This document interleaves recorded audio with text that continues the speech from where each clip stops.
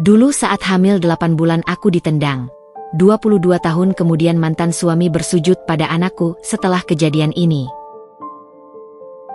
Langit Jakarta sore itu seperti kain kusam yang diremas, kelabu dan berat. Awan-awan gelap menggantung rendah, menjanjikan hujan yang tidak main-main. Dari jendela rumah kontrakan kecil kami di kawasan Jelambar, aku, Mala, melihat tetes-tetes air pertama mulai membasahi jalanan yang sudah sumpek oleh genangan-genangan lama. Perutku yang sedang mengandung 8 bulan terasa kencang sekali hari itu, seperti ada yang mengganjal di bawah tulang rusuk. Dokter bilang itu normal, bayinya sedang aktif mencari posisi. Tapi naluriku berkata lain. Ada kecemasan yang menggelisahkan, semacam firasat buruk yang hinggap sejak pagi. "Rizkon pulang jam berapa?" tanyaku dalam hati, sambil membetulkan posisi duduk di kursi kayu yang sudah reot. Suamiku, Mas Rizkon, sejak bisnis kontrakannya mulai mendapat proyek-proyek kecil, semakin sering pulang larut. Dan semakin sering pula bau alkohol menyertainya. Aku mencoba mengalihkan perhatian dengan menyiapkan makan malam. Sayur asem dan ikan goreng, makanan kesukaannya. Tapi minyak goreng ternyata habis.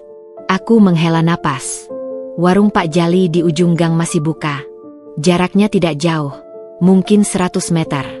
Tapi dengan kondisi hujan dan perut sebesar ini, 100 meter terasa seperti 1 kilometer. Harus pergi juga, gumamku sambil meraba perut. Biar dia bisa makan enak nanti. Kubuka lemari, mencari payung.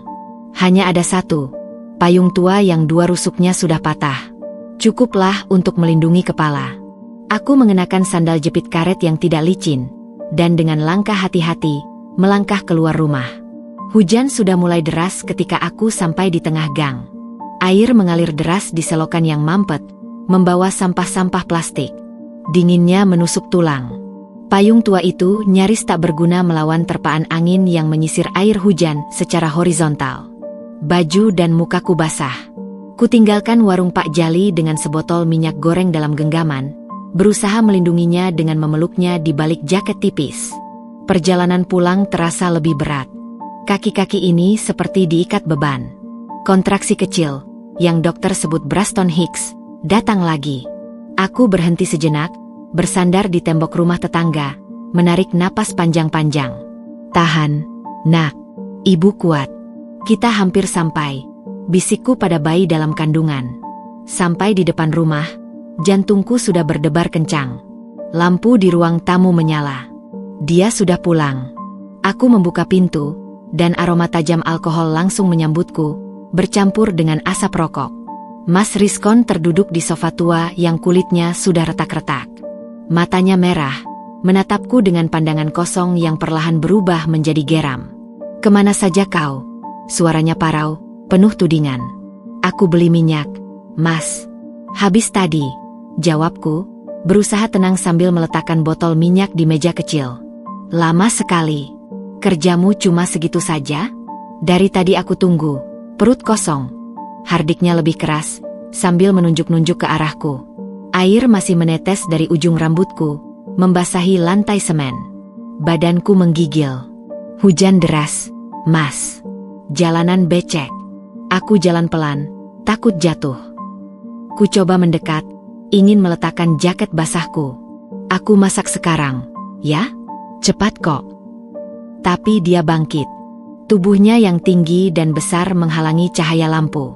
Wajahnya yang dulu kupandang penuh cinta, kini terlihat asing dan mengerikan. Pipinya memerah, urat lehernya menegang. "Alasan? Kau sengaja membuatku kelaparan," teriaknya, suaranya memecah kesunyian rumah.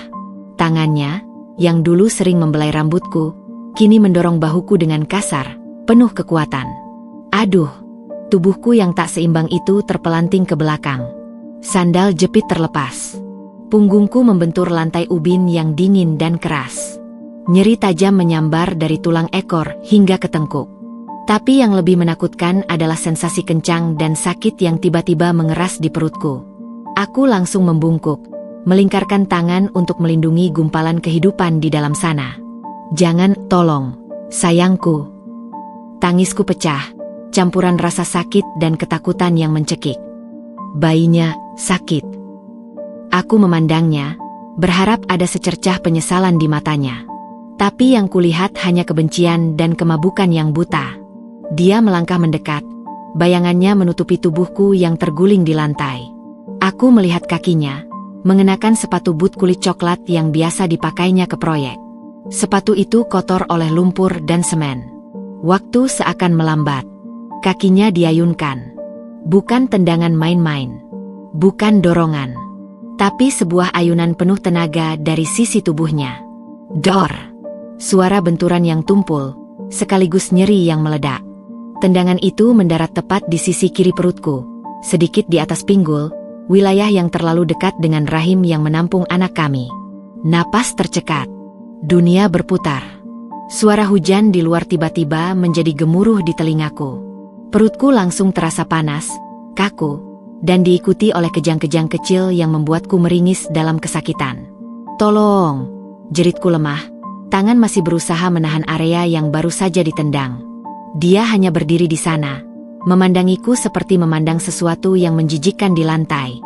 Nafasnya berat, keluar dari hidungnya seperti banteng marah. Tidak ada rasa bersalah. Tidak ada kepanikan. Hanya kehampaan yang dingin. Lalu, dengan gerakan lamban, dia memutar badan. Langkahnya berat menghampiri kamar. Pintu kamar terbuka, lalu tertutup. Klak! Bunyi kunci yang diputar menghunjam ke dalam dadaku lebih sakit daripada tendangannya. Aku sendiri, tergeletak di lantai kamar mandi yang basah oleh air hujan yang kubawa, bercampur dengan air mataku sendiri. Rasa sakit di perut datang bergelombang. Takut. Aku sangat takut. Takut kehilangan bayi ini. Takut untuk mati di sini, sendirian. Ku coba bergerak, tapi tubuhku menolak. Sakitnya terlalu besar. "Tolong, ada yang tolong ibu." Bisikku pada bayi dalam kandungan, sambil tangan gemetar mengusap-usap perut. Aku tak tahu apakah dia baik-baik saja. Kengerian itu melumpuhkan. Butuh waktu mungkin 10 menit, mungkin setengah jam. Aku tak tahu, sebelum aku bisa mengumpulkan sisa kekuatan untuk merangkak. Merangkak menjauhi genangan air, mendekati meja kecil di mana telepon rumah tua kami diletakkan. Angka-angka terasa kabur. Dengan jari yang gemetar, aku memutar nomor satu-satunya yang bisa kupanggil. "Kakakku, Anton." "Kang, tolong." Suaraku parau, hampir tak terdengar. "Aku, Rizkon, sakit bayi." Anton di seberang sana langsung panik. "Di rumah?" Aku segera ke sana. "Tahan, Mal. Jangan bergerak banyak." Telepon terlepas dari genggaman. Aku kembali bersandar di lantai, mata tertuju pada pintu kamar yang terkunci. Di balik pintu itu, suami yang kutanggungkan hidupku, yang kukasihi, sedang tertidur lelap atau mungkin masih marah. Sementara aku dan anak kami berjuang antara hidup dan mati di lantai yang dingin. Malam itu, di tengah deru hujan dan kesakitan, sebuah janji besi lahir dari rahim keputusasaan. "Jika kita selamat, Nak, kita akan pergi." Ibu berjanji. "Kita akan pergi jauh dari sini, dan ibu akan melindungimu sampai nafas terakhir ibu." Air mata tak lagi jatuh. Yang tersisa hanya tekad yang membara, menyala lebih terang dari rasa sakit di perut, lebih panas dari rasa hancur di hati. Malam hujan itu bukan lagi sekadar malam diperlakukan buruk. Itu adalah malam di mana Mala yang penurut dan tak berdaya mati. Dan dari lantai dingin itu, bersiap untuk bangkit seseorang yang lain. Seorang ibu yang akan berjuang mati-matian untuk anaknya. Kesadaran datang dan pergi, seperti lampu yang sekeringnya hampir putus. Aku terbaring di lantai, mata tertuju pada langit-langit yang ternoda bekas rembesan hujan. Setiap tarikan napas terasa seperti pisau yang menggesek bagian dalam rusukku, dan rasa sakit di perut itu masih ada. Sebuah nyeri tumpul yang mengancam setiap saat bisa berubah menjadi robekan yang fatal. Suara hujan di luar menjadi soundtrack yang monoton untuk ketakutanku. Kapan Anton datang? Apakah bayiku masih bergerak? Dengan gemetar, kuraih perutku. Ku coba merasakan sesuatu. Apa saja, tendangan kecil, gelombang cegukan, pergeseran. Aku tak merasakan apa-apa selain kekakuan yang mengerikan. Panik mulai menjalar, lebih dingin dari lantai yang menempel di pipiku. "Tolong, Nak, jangan tinggalin ibu," desisku, suara parau penuh air mata yang sudah tak ada lagi. "Ibu janji. Ibu janji kita akan bahagia. Lalu, seperti jawaban dari semesta, sebuah gerakan kecil, lembut, seperti kepakan sayap kupu-kupu di dalam rahim. Itu bukan tendangan yang kuat seperti biasa, tapi cukup untuk memberikanku secercah harapan, cukup untuk memberikanku kekuatan untuk tetap bertahan. Bang, bang, bang. Pukulan keras di pintu depan disusul teriakan Anton. Mala, buka pintu. Aku tak bisa bangun. Ku coba berteriak, tapi suaraku hanya keluar seperti erangan. Kang, di sini. Syukurlah, pintu rumah kami tak pernah benar-benar kuat. Beberapa hentakan keras, dan terdengar bunyi kayu pecah. Anton, dengan wajah pucat ketakutan, membelah kegelapan ruang tamu yang hanya diterangi cahaya lampu jalan yang samar-samar. Mala, ya, Tuhan. Dia berlutut di sampingku, matanya membelalak melihat kondisiku yang tergeletak basah dan kotor di lantai. Tangannya yang kasar namun hangat langsung memegang bahuku. Apa yang dia lakukan? Aku hanya bisa menggeleng pelan. Air mata mengalir lagi. Anton tak perlu bertanya lagi. Amarah yang menggelegak terlihat di matanya. Dia membalikkan badan, menatap kamar tidur yang pintunya masih tertutup rapat. Otot rahangnya mengeras. Aku bunuh dia. Geramnya, bangkit untuk menerjang. Jangan, Kang. Kurasakan dorongan putus asa dari dalam diriku. Aku meraih ujung celananya. Tolong, Bayi, ke rumah sakit dulu. Aku takut. Pertarungan batin terlihat jelas di wajah Anton. Keinginan untuk membalas dendam dan naluri menyelamatkan nyawa adiknya. Akhirnya, naluri kakak menang. Dengan gerakan hati-hati penuh tenaga, dia mengangkatku seperti mengangkat bayi. Aku menjerit kecil karena sakit, tapi Anton membisikkan permintaan maaf sambil melangkah cepat keluar rumah. Hujan masih rintik-rintik ketika dia membaringkanku di kursi belakang mobil pikap tuanya. Dia melepas jaketnya, menyelimutiku. Tahan ya, Mal. RS terdekat, 10 menit. Mobil melaju kencang, melewati genangan air yang menyembur. Setiap guncangan terasa seperti pukulan di perutku. Aku memejamkan mata, berkonsentrasi pada napas, berusaha terhubung dengan bayi di dalam kandungan. Kita kuat. Kita berdua kuat. Kepala RS kecil yang kami tuju langsung membawaku ke UGD. Kebingungan dan ketakutan di wajah para perawat berganti menjadi profesionalisme yang cepat setelah Anton menjelaskan dengan singkat. Hamil 9 bulan, jatuh, ditendang perut. Tangan-tangan yang asing tapi terlatih segera memeriksaku. Tensimeter, stetoskop di perut, monitor detak jantung janin. Wajah bidan yang memeriksa tampak serius. Denyut jantung janin melemah. Bu, ada tanda-tanda gawat janin. Dan ibu kemungkinan ada perdarahan dalam. Kita harus segera operasi sesar. Operasi. Kata itu menakutkan. Tapi lebih menakutkan jika bayiku tak selamat. Aku mengangguk lemas. Selamatkan bayi saya, Dok. Kami akan berusaha yang terbaik. Ibu juga harus kuat. Anton memegang tanganku, matanya berkaca-kaca. Ibu kita sudah dihubungi, Mal. Mereka segera ke sini.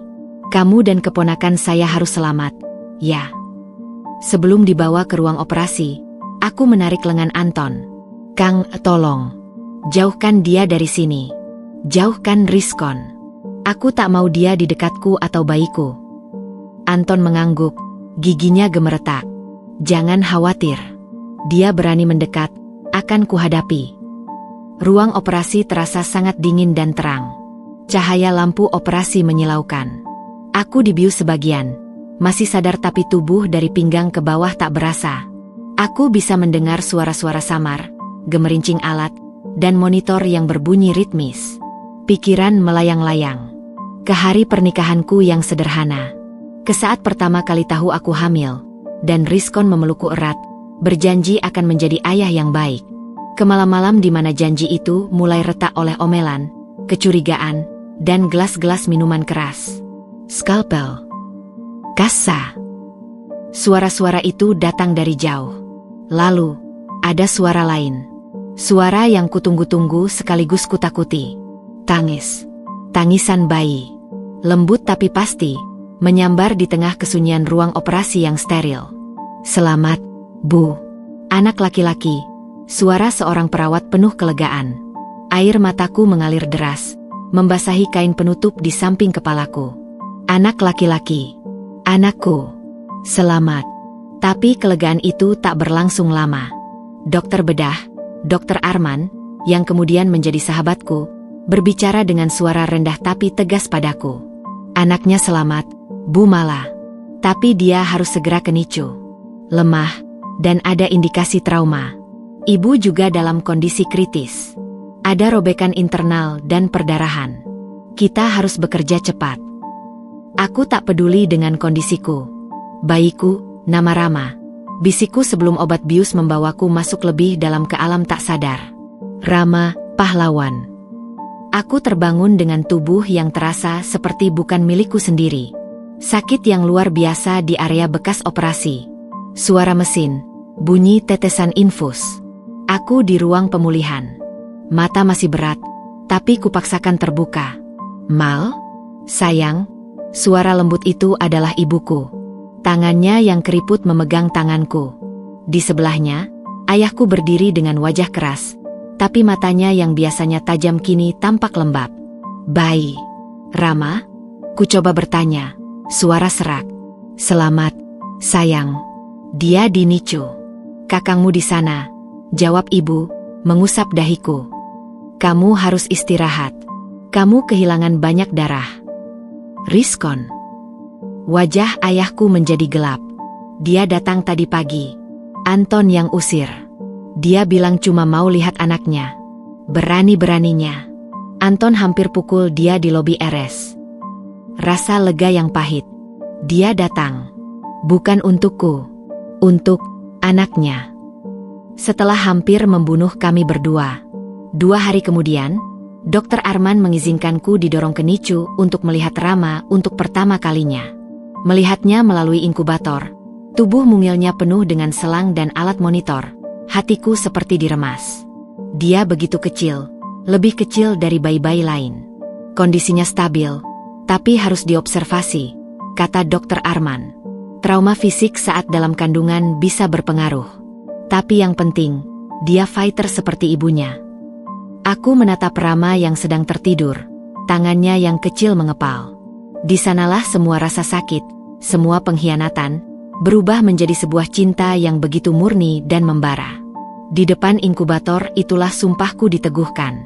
"Dengar, nak," bisikku, seakan dia bisa mendengar. "Ibu bersumpah, ini adalah akhir dari air mata kita karena dia. Mulai sekarang, hanya akan ada peluh perjuangan kita. Ibu akan bekerja keras. Ibu akan jaga kamu. Kita akan baik-baik saja. Tanpa dia, kita berdua saja cukup." Dan dalam kelemahan fisik yang parah, sebuah kekuatan baru lahir. Kekuatan seorang ibu yang memutuskan rantai kekerasan untuk anaknya. Perjalanan panjang dimulai dari sini, dari ruang NICU yang berbau antiseptik ini, dengan sebuah tekad yang lebih keras dari baja. Kami akan bertahan. Kami akan menang. Dan suatu hari nanti, luka ini akan sembuh, meninggalkan bekas yang mengingatkan betapa kuatnya kami, bukan betapa sakitnya kami pernah disakiti. Masa nifas adalah pertempuran kedua yang tak kalah hebatnya. Rasa sakit di bekas operasi sesar menyadarkanku setiap kali bergerak, setiap kali batuk, bahkan saat menangis sekalipun. Dan air mataku seringkali jatuh di hari-hari awal itu. Tangis karena rasa sakit fisik, tangis karena ketakutan akan masa depan, dan tangis karena melihat Rama kecil yang masih harus bertahan di inkubator selama 2 minggu penuh. Keluargaku, ibu dan bapak serta kakakku Anton, adalah benteng pertamaku. Mereka bergantian menjagaku di rumah sakit, membawakan makanan dari rumah karena aku tak sanggup membeli makanan rumah sakit. Uang dari hasil tabunganku yang sedikit itu, habis dalam hitungan hari untuk biaya kamar dan obat-obatanku. Biaya NICU Rama ditanggung oleh Dokter Arman yang baik hati. Dia bersikeras memakai asuransi rumah sakit untuk kasus kecelakaan domestik, tanpa banyak tanya, dan menutupi kekurangannya dari sakunya sendiri. Aku mencatat setiap rupiah hutang itu di sebuah buku kecil, dengan air mata bercampur rasa syukur. "Bayar pelan-pelan saja, Bu Mala. Yang penting Anda dan Rama sehat." kata Dokter Arman suatu sore, saat dia memeriksa lukaku. Matanya penuh empati. Dan jika perlu bantuan lain, katakan. Aku hanya bisa mengangguk, tak sanggup berkata-kata. Di dunia yang baru saja menghancurkanku, masih ada kebaikan asing yang menyembuhkan. Akhirnya, aku dan Rama diizinkan pulang. Pulang bukan ke rumah kontrakan di Jelambar, tapi ke rumah orang tuaku yang sederhana di daerah Tangerang. Sebuah rumah petak 2 kamar dengan dinding bata yang belum diplester sempurna. Tapi terasa seperti istana paling aman di dunia. Hari pertama di rumah, aku terbangun dari tidur singkat karena tangis Rama. Dengan perlahan, membawa bantal penahan perut, aku bangun dan mengangkatnya dari box bayi pinjaman tetangga. Saat menyusuinya, tatapanku tak lepas dari wajah mungilnya yang masih merah. Hanya kita berdua, nak, ibu janji. Janji itu diuji lebih cepat dari yang kuduga. 2 minggu setelah pulang, Anton membawa kabar. Rizkon datang ke rumah kontrakan kalian. Dia pindahkan semua barangnya. Menurut tetangga, dia sudah tinggal dengan wanita itu, Kinar, di rumah baru di daerah Kebayoran. Hatiku seperti dicengkram dingin, tapi juga ada kelegaan yang pahit. Dia benar-benar pergi, tanpa bertanya bagaimana keadaan anaknya, tanpa meninggalkan sepeser pun. Dan ini, Anton mengeluarkan sebuah amplop coklat dari kantong celananya. Wajahnya muram.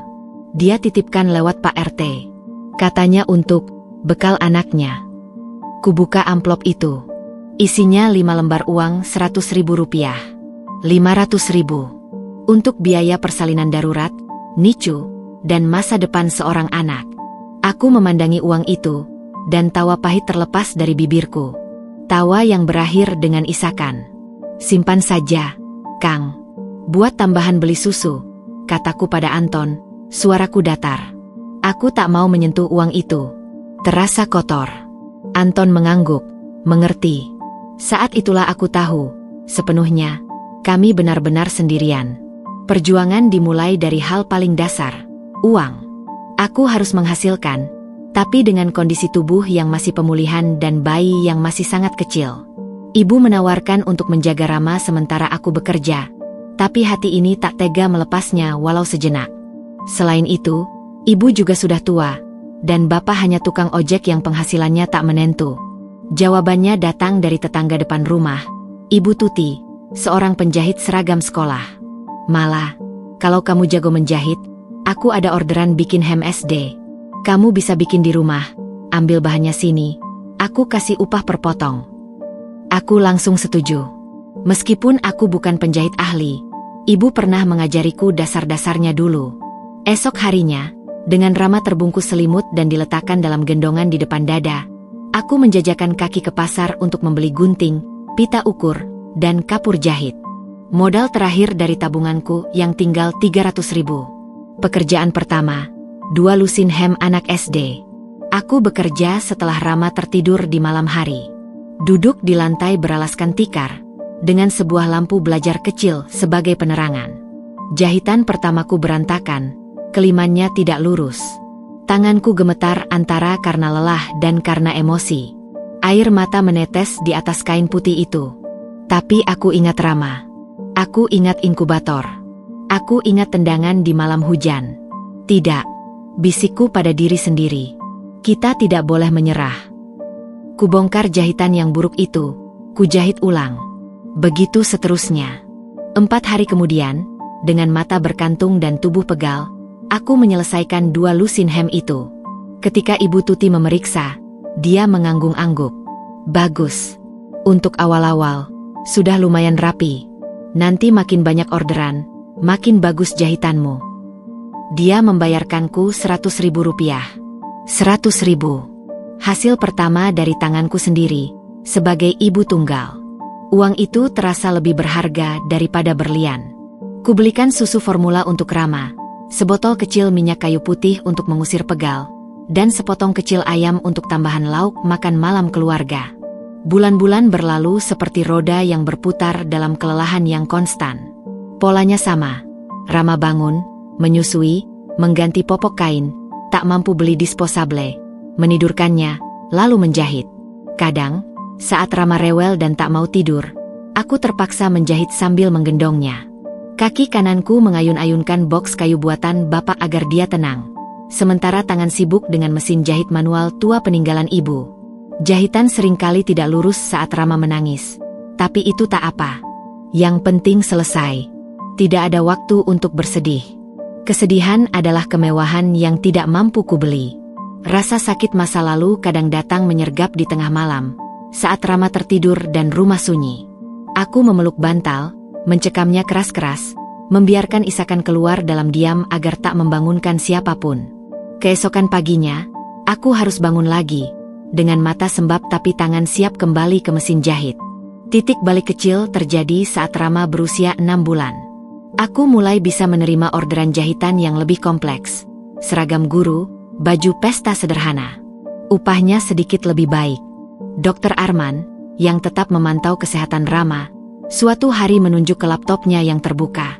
"Mala, kamu punya selera yang bagus dalam memadupadankan warna dan model dari sisa-sisa kain itu," katanya, melihat sketsa sederhana yang kubuat untuk klien. "Kenapa tidak kamu coba pasang online?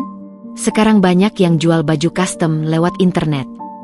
Aku nggak paham teknologi, Dok, dan nggak punya modal buat bikin banyak baju dulu. Modal awal sedikit. Coba 1-2 desain dulu. Foto pakai handphone.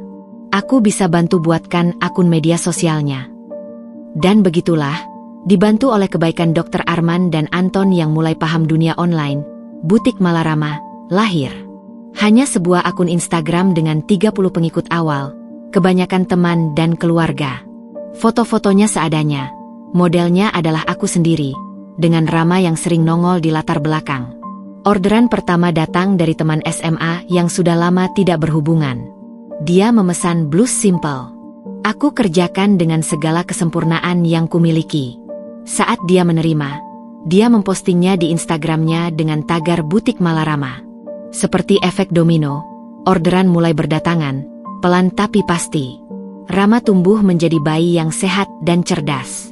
Saat usianya 1 tahun, dia bisa memanggil "Mam" dengan jelas. Kata itu adalah obat ajaib bagi semua kelelahan.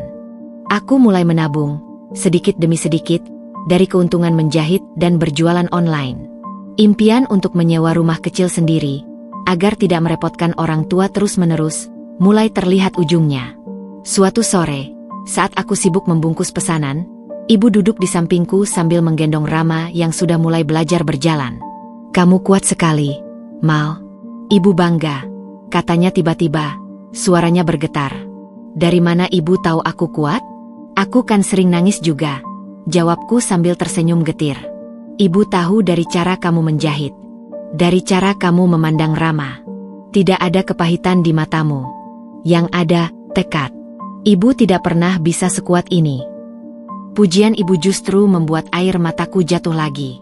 Kali ini, air mata yang berbeda. Bukan air mata korban, tapi air mata pejuang yang diakui. Aku memeluk ibu, dan Rama yang digendongannya tertawa renyah, meraih rambutku. Di tengah kehidupan yang keras, ada kehangatan kecil yang kami bangun. Rama adalah matahari kecilku. Setiap kali aku hampir terjatuh karena lelah, senyumnya menyembuhkan. Setiap kali keraguan datang, tatapannya yang polos mengingatkanku untuk apa semua ini. Kami mungkin miskin secara materi. Lantai rumah masih tanah yang dipadatkan. Menu makan seringkali tempe dan sayur bayam berulang. Tapi kami kaya akan cinta dan tekad. Dan aku mulai percaya, pelan-pelan, bahwa kami bisa bertahan. Bahwa keputusan untuk pergi dari Rizkon adalah benar. Bahwa kehormatan dan kedamaian jauh lebih berharga daripada kehidupan mewah yang dibayar dengan air mata dan ketakutan. Perjuangan seorang ibu tunggal bukanlah kisah heroik yang dramatis. Itu adalah rutinitas sunyi yang dirajut dari jahitan demi jahitan, dari bangun malam demi bangun malam, dari tawa kecil bayi yang menjadi penyemangat. Itu adalah perjalanan panjang dari lantai kamar mandi yang dingin menuju sebuah kemanusiaan baru, menjadi ibu sekaligus ayah, menjadi pelindung sekaligus pencari nafkah, menjadi lemah di dalam tapi tampak kuat di luar untuk seseorang yang sangat bergantung padamu. Dan di setiap tusukan jarum, di setiap helaan napas lelah, di setiap ciuman pada dahi Rama yang tertidur, ada sebuah mantra yang terus terucap, "Kita pasti bisa." Untuk hari ini, untuk besok, untuk selamanya. Tahun kelima kehidupan Rama, aku mulai bisa bernapas sedikit lebih lega. Butik Malarama telah berkembang dari sekadar akun Instagram menjadi sebuah toko kecil di platform e-commerce. Aku tidak lagi hanya menjahit pesanan orang, tetapi sudah memiliki beberapa desain andalan sendiri, kebaya modern sederhana dan dress santai yang nyaman, yang laris terjual. Kami akhirnya mampu pindah dari rumah orang tua, menyewa sebuah rumah petak kecil yang lebih dekat ke pusat kota. Meski sempit, rumah itu memiliki ruang depan yang cukup luas untuk kujadikan studio jahit sekaligus ruang pemotretan produk. Rama, yang sudah berusia 5 tahun dan akan masuk TK, adalah model dadakan yang paling bersemangat.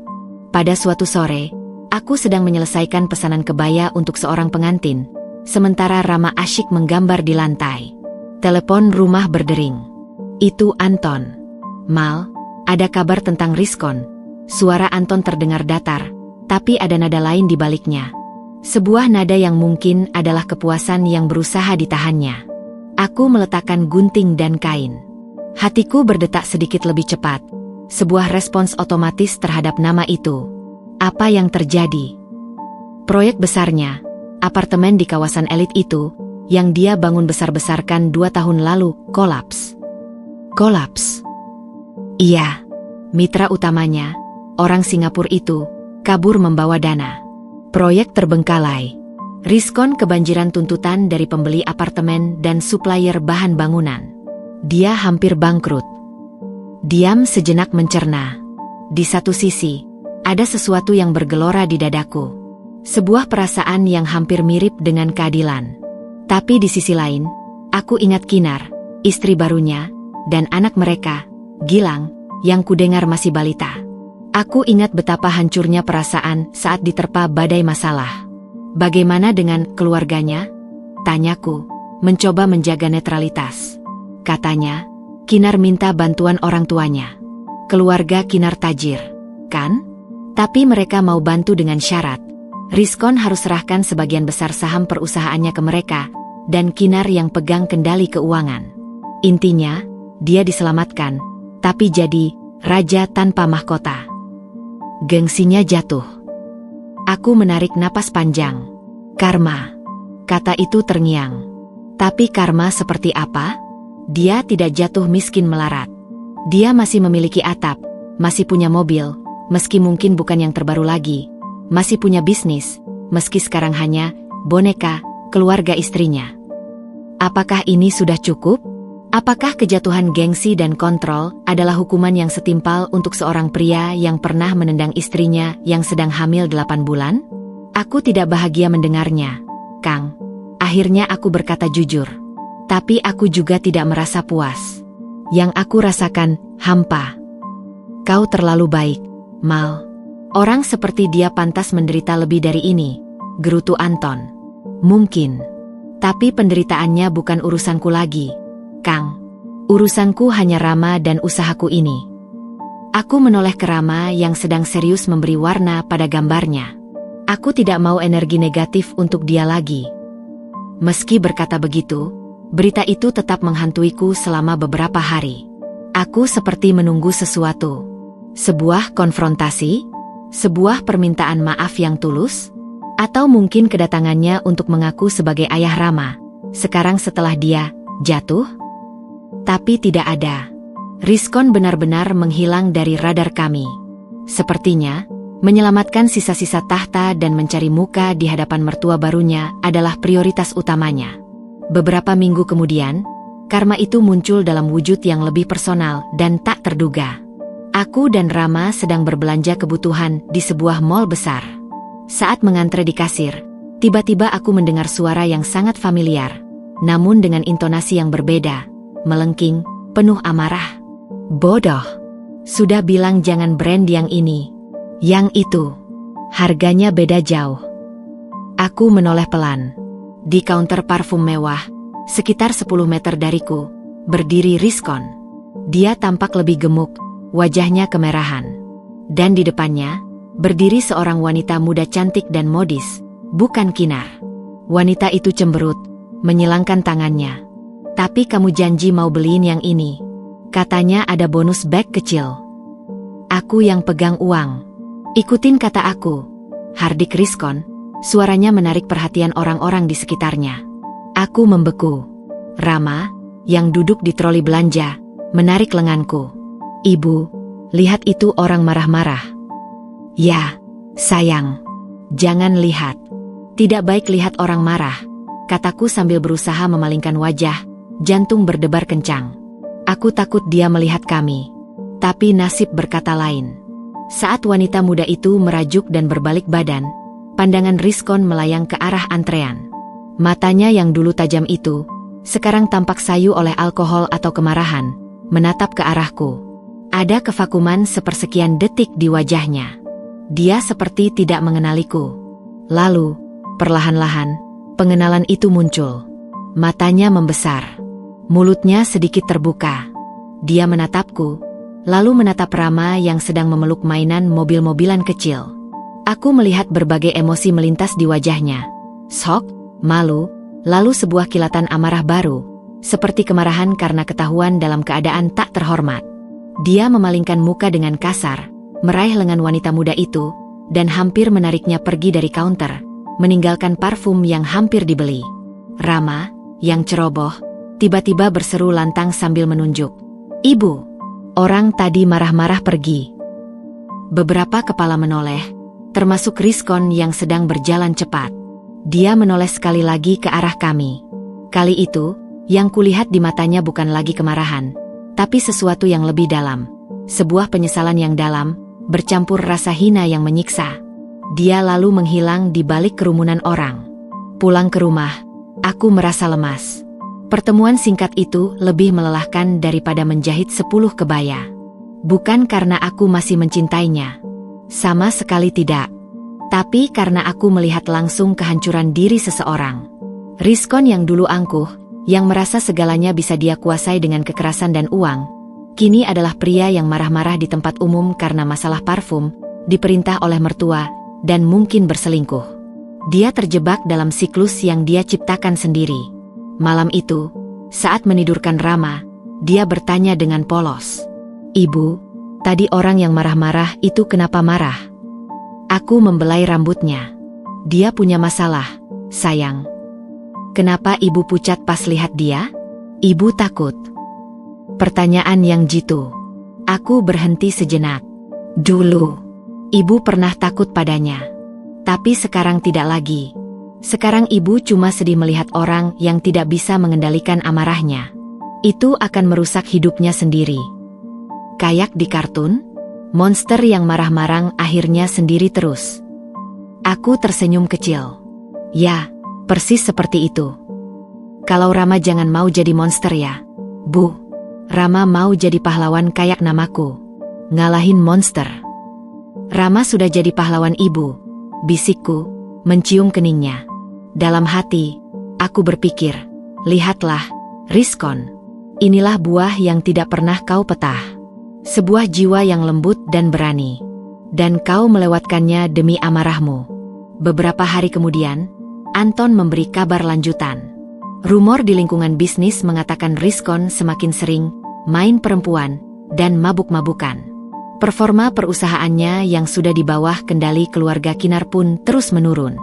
Dia menjadi bahan gunjingan. Namanya, yang dulu dia banggakan, sekarang dicemooh. Apakah ini karma yang cukup? Mungkin tidak di mata banyak orang.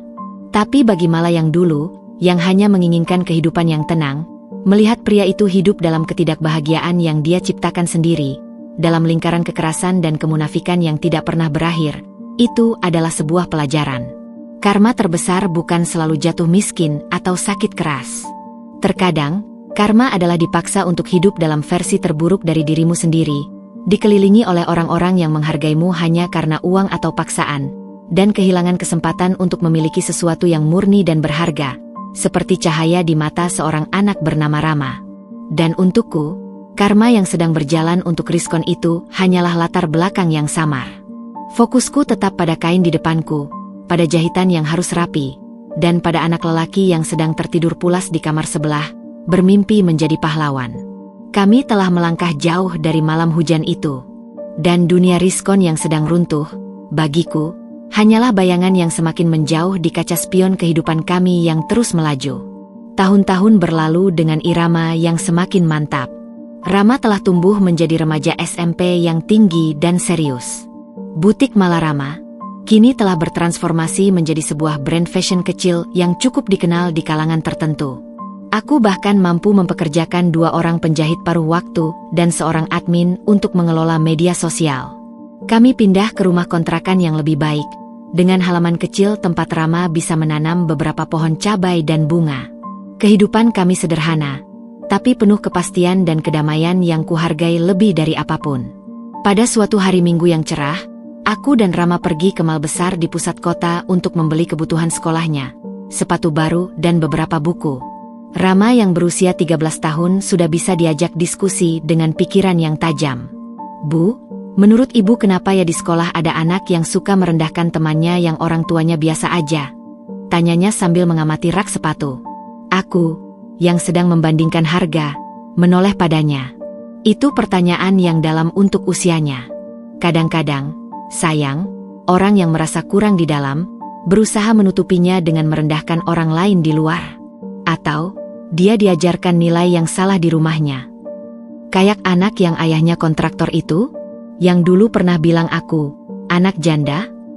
Nafasku sesaat tercekat. Insiden itu terjadi setahun lalu, dan Rama tidak pernah menceritakan detailnya. Rupanya dia menyimpannya. Ya, seperti itu mungkin. Tapi ingat, kita tidak perlu membalas dengan cara yang sama. Kita cukup tahu bahwa kita kuat dengan cara kita sendiri. Rama mengangguk, tapi matanya masih penuh pertanyaan. "Ibu pernah bertemu ayahku lagi enggak, selain waktu di mal dulu?" "Tidak, sayang. Dan ibu juga tidak berniat mencarinya." Jawabanku tegas.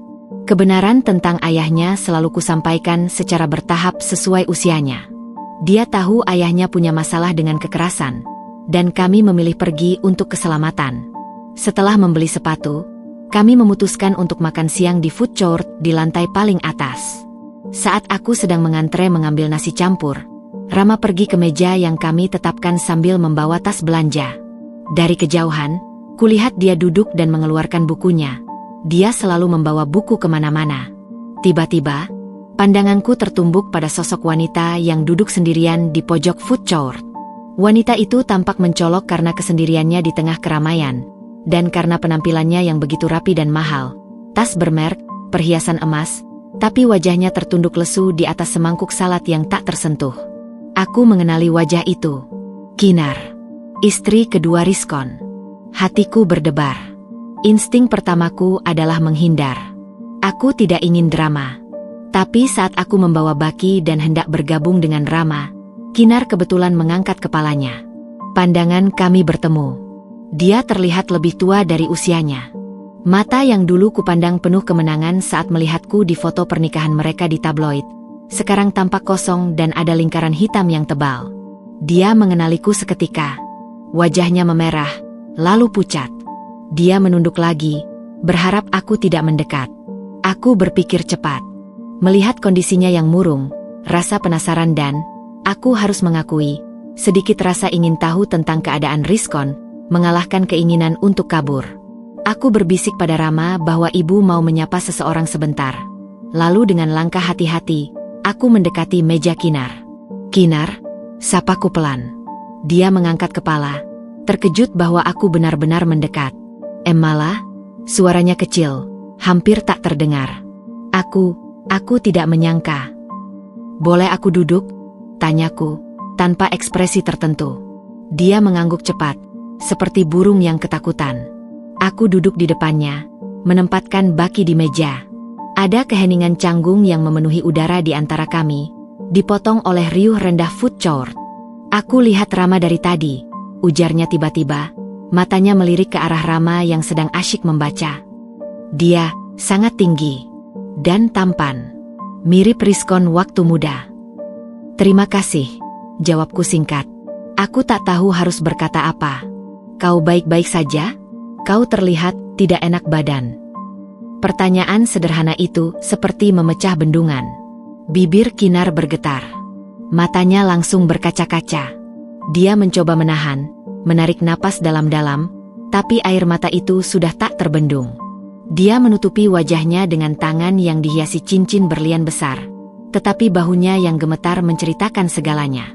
Aku terpana. Aku tidak menyangka reaksi seperti ini. Tanpa pikir panjang, kuambil sebungkus tisu dari tas kecilku dan menyelipkannya ke tangannya.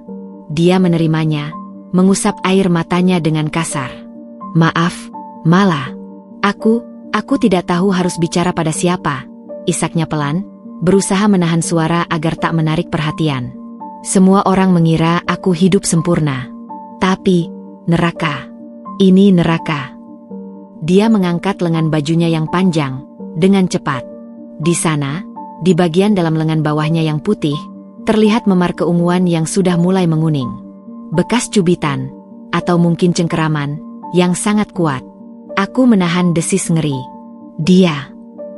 Kinar mengangguk, menundukkan kepala lagi. Tidak setiap hari. Tapi ketika dia mabuk, atau ketika bisnisnya ada masalah, aku dan Gilang menjadi sasaran. Suaranya bergetar. Gilang, anakku, dia sekarang takut sekali pada ayahnya. Nilainya anjlok. Sering melamun. Hati ini serasa diaduk. Di satu sisi, ada bagian kecil dari diriku yang berpikir, kini kau mengerti rasanya. Tapi perasaan itu cepat tenggelam oleh gelombang empati yang lebih besar. Tidak ada wanita, apapun kesalahannya di masa lalu, yang pantas mengalami ini. Dan anak yang tak bersalah, Gilang, sama sekali tidak pantas mewarisi siklus kekerasan ini. Kau harus pergi, Kinar, kataku. Suaraku lebih tegas dari yang kusangka. Kau punya keluarga, orang tuamu pasti bisa melindungimu. Dia mengancam, Mala, bisiknya putus asa. Dia bilang jika aku berani cerai atau lapor polisi, dia akan hancurkan reputasi keluargaku. Akan bocorkan semua aib yang dia tahu tentang bisnis ayahku. Dan dia bilang akan rebut Gilang, karena dia punya uang untuk pengacara terbaik. Dia menarik napas terseduh. Aku terjebak. Hartanya, gengsi keluargaku, semuanya palsu. Semuanya kandang berlapis emas. Dia memandangku, matanya penuh penyesalan yang dalam. Dan yang paling menyakitkan, aku sekarang baru mengerti betapa kuatnya kamu. Mala, aku dulu berpikir kamu lemah, lari begitu saja. Tapi ternyata, kamu berani memilih kebebasan dan kehormatan, meski harus mulai dari nol. Aku yang bodoh. Aku masuk ke dalam perangkap yang sama, dan sekarang aku terlalu pengecut untuk keluar. Kata-katanya membuatku terdiam. Aku tidak pernah menyangka akan mendengar pengakuan seperti ini darinya. Di depanku bukan lagi rival atau wanita yang sombong, tapi seorang korban yang terluka, yang terjebak dalam sistem yang dia bantu pertahankan dulu. Kinar, dengarkan, kataku, mencondongkan badan. Tidak ada gengsi yang lebih berharga daripada keselamatanmu dan anakmu. Uang bisa dicari lagi, tapi trauma pada anak, itu permanen. Lihatlah Rama. Aku menunjuk ke arah Rama. Dia tumbuh dengan tenang karena tidak ada teriakan dan kekerasan di sekitarnya. Kau ingin itu untuk Gilang, kan? Dia mengangguk, air mata mengalir deras. Tapi aku takut, aku tidak sekuat kamu. Aku tidak punya skill seperti kamu. Aku selama ini cuma jadi istri bos. Kekuatan itu datang ketika kita tidak punya pilihan lain. Dulu aku juga takut. Tapi ketakutan melihat anakku terluka lebih besar daripada ketakutanku pada kemiskinan atau kesepian. Aku meraih tangannya sejenak. Sebuah gestur yang mengejutkan kami berdua. Carilah bantuan. Dari orang tuamu, dari lembaga perlindungan wanita. Diam-diam. Kumpulkan bukti-buktinya. Foto memar, rekaman suara jika bisa. Kau tidak sendirian. Dia memandangiku. Ada cahaya kecil yang muncul di balik keputusasaannya. Kenapa? Kenapa kamu mau menolongku? Setelah semua yang terjadi. Aku menarik napas. Karena ini bukan tentangmu atau aku. Ini tentang menghentikan lingkaran itu. Aku tidak mau ada lagi wanita atau anak yang mengalami apa yang kualami, atau apa yang kau alami sekarang. Dan karena aku tahu, rasanya jatuh di lantai kamar mandi sendirian, sementara dunia di luar tidak peduli. Kinar menangis lagi, tapi kali ini tangisannya lebih lega. Terima kasih, malah, aku akan coba. Jangan coba, lakukan. Dia mengangguk, lalu melihat ke arah Rama lagi. Dia pasti bangga padamu. Dan Gilang akan bangga padamu jika kau berani menyelamatkan kalian berdua, balasku. Kami berpisah setelah itu. Aku kembali ke meja dengan perasaan campur aduk. Rama menatapku penuh pertanyaan. Siapa itu, Bu? Kenapa ibu terlihat sedih? Ibu bertemu seseorang yang sedang punya masalah berat. Nak, ibu coba bantu. Masalahnya sama kayak dulu ibu. Tanyanya dengan kecerdasan yang seringkali membuatku terkejut. Aku memandangnya. Mirip. Tapi sekarang ibu sudah kuat. Jadi ibu bisa menawarkan tangan untuk menolong. Kalau Rama besar nanti, Rama mau bantu orang-orang yang kena masalah kayak gitu juga, ujarnya dengan mantap. Di sanalah, di tengah keramaian food court yang bising, hatiku dipenuhi oleh kedamaian yang luar biasa. Pertemuan tak terduga dengan Kinar bukan hanya membuka luka lama, tetapi juga memberikanku sebuah penutupan. Aku tidak lagi melihatnya sebagai musuh, tapi sebagai bagian dari korban yang sama dari pria yang sama. Dan dalam kemampuan untuk menawarkan bantuan, bahkan pada orang yang dulu mungkin menyakitiku secara tidak langsung, aku menemukan sebuah kekuatan baru, kekuatan untuk memaafkan dan mengubah rasa sakit menjadi kekuatan bagi orang lain. Aku tidak tahu apakah Kinar akan benar-benar pergi, tapi setidaknya, aku telah menyalakan sebuah lilin kecil di kegelapannya. Dan untukku, itu sudah cukup. Itu adalah cara untuk memaknai penderitaanku dulu, tidak sia-sia, jika bisa menjadi pelajaran dan kekuatan bagi orang lain. Sementara untuk Rizkon, karma terus berjalan. Kekerasannya tidak hanya menghancurkan istri pertamanya, tetapi juga istri keduanya. Dan, yang paling tragis, anak-anak dari kedua pernikahan itu. Dan pelan-pelan, sang pelaku akan ditinggalkan sendiri di tengah reruntuhan kehidupan yang dia hancurkan dengan tangannya sendiri. 4 tahun berlalu dengan cepat, diisi oleh dengungan mesin jahit, tumpukan kain, dan lembaran-lembaran buku pelajaran Rama. Jika hidupku adalah sebuah kain, maka tahun-tahun itu adalah rajutan yang padat dan kuat. Setiap helai benangnya adalah hari-hari yang kulewati dengan tekad yang tak pernah kendur. Rama telah menjelma menjadi pemuda berusia 17 tahun, tinggi semampai dengan sorot mata yang tenang namun tajam. Dia bukan lagi anak yang hanya mengikuti kemana aku pergi, tetapi seseorang dengan pikirannya sendiri, impiannya sendiri, dan yang membuat hatiku penuh syukur, hati yang tetap lembut.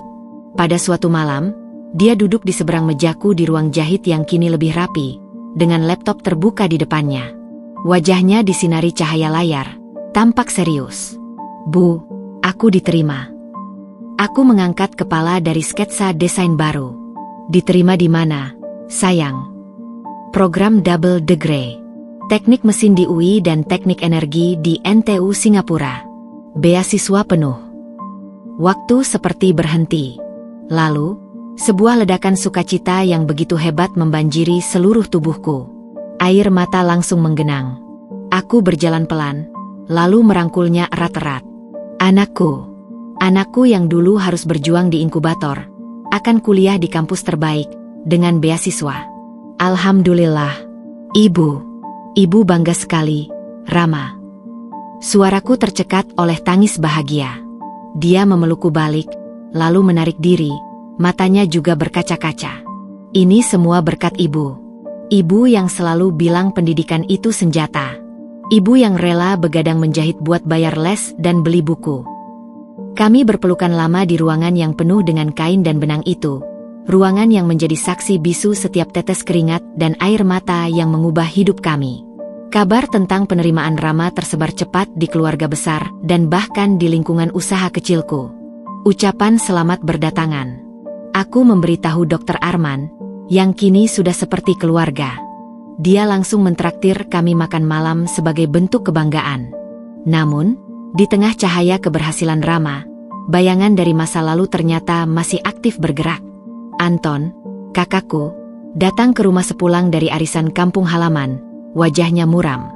Mal, kamu tahu Rizkon datang ke rumah orang tua kita lagi kemarin? Jantungku berdetak kencang. Lagi? Untuk apa? Dia minta alamatmu. Katanya, aku mau minta maaf sama Mala. Mau bantu anakku, Rama. Aku dengar dia jenius, mau kuliah. Biar aku yang biayain. Sekejap, kemarahan yang hampir terlupakan membara di dadaku. Biayain? Setelah 17 tahun menghilang? Setelah membiarkan kami berjuang sendirian di ambang kemiskinan, aku menarik napas dalam-dalam, mengendalikan diri. Apa kata Bapak? Anton memiringkan kepalanya, sedikit tersenyum bangga. Bapak yang langsung jawab, kamu tahu Bapak, jarang bicara tapi kalau bicara langsung tajam. Bapak bilang, jangan ganggu anakku dan cucuku. Mereka baik-baik saja tanpa kamu. Maaf dan uangmu sekarang gak ada harganya. Pergi. Aku bisa membayangkan ayahku yang pendiam itu berdiri di depan pintu. Badannya mungkin sudah bungkuk, tapi sorot matanya pasti masih seperti elang. Rasa haru menyelimutiku. Keluargaku selalu menjadi perisai terkuat. Terima kasih, Kang. Tolong katakan pada Bapak, aku berterima kasih. Riskon itu kelihatan banget jatuh. Mal, lanjut Anton. Suaranya rendah. Baju dia masih bagus, tapi udah gak kinclong kayak dulu. Muka sembab, kayak kurang tidur dan kebanyakan minuman. Dia pergi naik mobil tua, bukan SUV kayak dulu. Kayaknya hidupnya lagi di ujung tanduk. Aku mengangguk, mencerna informasi itu. Tak ada kepuasan. Hanya sebuah penguatan keyakinan bahwa pilihanku dulu benar. Bisnisnya bangkrut pelan-pelan. Katanya, setelah keluarga Kinar ambil alih, mereka perlahan-lahan meminggirkannya. Proyek-proyek gagal, banyak utang. Kinar, yang dulu kamu temui, katanya sudah cerai diam-diam setahun lalu, dapat hak asuh penuh atas Gilang. Dia dan anaknya kabur ke rumah orang tuanya di Bandung. Riskon tinggal sendirian di rumah besar yang mungkin sebentar lagi akan disita bank. Jadi, Kinar akhirnya menemukan keberaniannya. Aku menghela napas, berharap dia dan Gilang baik-baik saja. Sedangkan untuk Riskon, dia memang tinggal sendirian. Di rumah besar yang kosong, dikelilingi oleh kenangan kegagalan dan keangkuhannya sendiri. Itulah karma yang sesungguhnya, kesepian. Beberapa bulan kemudian, karma itu menunjukkan wajahnya sekali lagi, kali ini lebih jelas. Aku mendapat telepon dari seorang nomor tak dikenal. Halo, ini Mala. Iya, siapa ini? Ini, Hadi, teman lama Riskon. Dulu kami satu kantor. Suara di seberang sana terdengar tidak enak. Aku menelepon karena Riskon dirawat di RS. Gangguan hati. Parah. Dia sering muntah darah. Aku diam. Kenapa menghubungiku? Aku bukan keluarganya lagi. Dia, di sini nggak ada yang jagain. Keluarganya di kampung udah putus hubungan. Kinar udah cerai. Aku cuma teman, nggak bisa nemenin terus. Dan dia sering ngoceh nggak karuan, namain kamu dan anaknya, Rama. Aku menutup mata. Saya tidak bisa berbuat apa-apa, Pak Hadi. Kami sudah pisah 18 tahun. Dia bukan tanggung jawab saya lagi. Aku tahu, Bu. Aku cuma kasihan aja lihatnya. Dulu dia jago, sekarang hancur. Dokter bilang, ini karena kebiasaan mabuk-mabukan dan stres berat. Mau minta maaf sama kamu katanya. Maaf lewat telepon dari tempat tidur rumah sakit tidak akan mengubah apapun, Pak. Jawabku, berusaha tegas meski hati bergejolak. Tapi terima kasih infonya. Aku menutup telepon dengan gemetar. Gambaran Riskon yang sekarat di rumah sakit, sendirian, membuat dadaku sesak. Bukan karena cinta, tapi karena kemanusiaan. Bahkan seekor anjing yang sekarat pun akan membuat hati siapapun tersentuh. Malamnya, aku bercerita pada Rama yang sedang mempersiapkan keberangkatannya ke Singapura. Dia mendengarkan dengan tenang. Wajahnya seperti memproses informasi yang kompleks. Apa ibu akan menjenguknya? Tanyanya akhirnya. Tidak. Itu akan membuka luka yang sudah sembuh. Dan itu tidak adil untuk ibu, juga untukmu. Rama mengangguk. Aku setuju. Tapi, sedih juga ya, Bu. Hidupnya berakhir seperti itu. Apa kamu marah padanya, Rama? Tanyaku, menatap mata anakku yang bijak. Rama berpikir sejenak. Dulu, waktu kecil, aku pernah marah. Tapi semakin besar, aku lihat ibu nggak pernah benci dia. Ibu cuma move on. Aku belajar dari ibu. Marah itu seperti minum racun dan berharap orang lain yang mati. Hidupnya yang sekarang, kayaknya sudah cukup jadi pelajaran buat dia. Dan buat kita agar tidak jadi seperti itu. Aku memeluknya. Betapa dewasa anakku. Dia telah memilih untuk tidak membawa beban kebencian. Sesuatu yang butuh waktu bertahun-tahun bagiku untuk mencapainya. Aku tidak menjenguk Rizkon. Tapi, melalui Anton, aku mengirimkan sejumlah uang. Tidak banyak, cukup untuk membayar perawat pribadi selama beberapa hari. Aku melakukannya bukan untuknya, tapi untuk kemanusiaanku sendiri. Agar aku bisa tidur dengan tenang, tahu bahwa aku tidak membiarkan seorang manusia, seberapa buruk pun dia, menjadi bangkai hidup yang tak terurus. Rizkon sembuh dan keluar dari rumah sakit, tapi kondisinya jauh dari sehat. Dia menjadi bayangan dari dirinya yang dulu. Dan kami, aku dan Rama, terus melangkah maju. Rama berangkat ke Singapura dengan semangat membara. Butik Malarama berkembang menjadi label yang diakui untuk busana muslimah yang modern dan nyaman. Dua dunia yang semakin menjauh. Di satu sisi, ada cahaya. Rama yang jenius, penuh harapan, dan ibunya yang telah berhasil membangun kehidupan dari puing-puing. Di sisi lain, ada kegelapan. Seorang pria yang hidupnya redup oleh penyakit, penyesalan, dan kesepian, terjebak dalam penjara masa lalu yang dia bangun sendiri dengan batu-batu amarah dan kesombongan. Dan di antara kedua dunia itu, ada sebuah pelajaran yang nyata, bahwa hidup memang seperti roda. Terkadang kita di atas, terkadang di bawah. Tapi yang menentukan bukanlah posisi kita di roda itu, melainkan karakter apa yang kita bangun ketika kita sedang di atas. Karena itulah yang akan menopang kita ketika kita, pasti, suatu hari berada di bawah. Rizkon membangun istana dari angin dan ego. Kami membangun rumah dari benang dan ketekunan. Dan ketika badai datang, hanya satu yang tetap berdiri. Keberangkatan Rama ke Singapura meninggalkan keheningan yang terdengar nyaring di rumah. Namun, itu bukan keheningan yang kosong, melainkan keheningan yang penuh dengan kebanggaan dan sedikit kerinduan. Kami berkomunikasi setiap hari melalui video call, dan aku bisa menyaksikan anakku berkembang dengan pesat. Startup energinya yang dia rintis bersama teman-teman kampus mulai menarik perhatian investor. Hidup kami mapan, tenang, dan penuh syukur. Hingga pada suatu sore, saat aku sedang memeriksa sampel kain baru di rumah, bel pintu berbunyi. Seorang kurir mengantarkan sebuah amplop besar berwarna krem, dengan kertas tebal dan tekstur yang mewah. Di sudut kirinya, tertera logo sebuah hotel bintang 5. Aku membukanya dengan penasaran. Kepada YTH, Bunda Mala Mas Rama. Kalimat pembuka itu sudah membuat jari-jariku kaku. Dengan penuh syukur dan sukacita, kami mengundang Bunda Mas Rama untuk hadir dalam acara pernikahan putra kami, Gilang Arya Rizkona, dengan Sasha Kirana Dewi, pada Sabtu, 12 Desember 2020 pukul 11 WIB bertempat di Grand Ballroom, The Majestic Hotel Jakarta. Merupakan kehormatan bagi kami apabila Bunda Mas Rama berkenan hadir untuk memberikan doa restu. Hormat kami, keluarga besar Rizkon keluarga besar Dewi. Di bawahnya, dengan tinta biru dan goresan yang agak gemetar, tertulis catatan tangan. Mala, Rama, mari hadir. Biar kita bersatu lagi sebagai keluarga. Aku sudah berubah. Aku ingin memperbaiki semuanya. Rizkon. Amplop itu jatuh dari tanganku. Aku terduduk di kursi, merasa seluruh udara di ruangan itu menghilang. Bersatu lagi sebagai keluarga.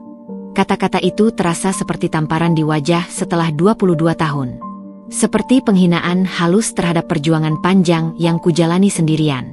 Dan dia menggunakan acara pernikahan anaknya yang lain, anak dari pernikahan yang dimulai dengan mengkhianati janji pernikahan kami, sebagai panggung untuk perdamaian ini.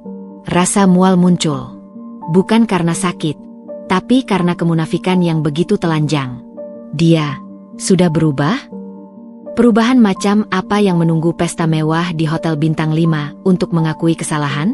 Handphone berdering. Itu Rama dari Singapura melalui video call. Wajahnya yang cerah langsung berubah melihat ekspresiku. Bu, kenapa? Ibu pucat sekali. Aku mengangkat amplop itu ke kamera. Undangan. Dari Rizkon. Pernikahan Gilang. Rama terdiam sejenak, lalu alisnya bertemu. Serius? Dia berani mengirim ini. Baca catatan tangannya, kataku sambil mendekatkan catatan itu ke kamera. Rama membacanya. Aku melihat perubahan di wajahnya. Dari keheranan, menjadi kemarahan yang dingin. Jenis kemarahan yang jarang kulihat pada anakku yang biasanya tenang itu. Bersatu lagi sebagai keluarga, ucapnya pelan, seolah mencoba memahami absurditasnya. Setelah 22 tahun dia tidak peduli apakah kita makan atau tidak. Tiba-tiba dia ingin kita bersatu di pesta pernikahan anak dari wanita yang dia kawini selagi ibu masih menanggung luka operasi sesar. Suaranya datar, tapi setiap kata seperti dipahat dari es. Ibu, ini bukan undangan. Ini pencitraan. Dia ingin pesta mewahnya terlihat sempurna, keluarga besar yang rukun. Dia ingin menunjukkan pada teman-teman bisnisnya yang mungkin sudah menjauh, atau pada keluarga mertua barunya, bahwa dia masih punya keluarga lain.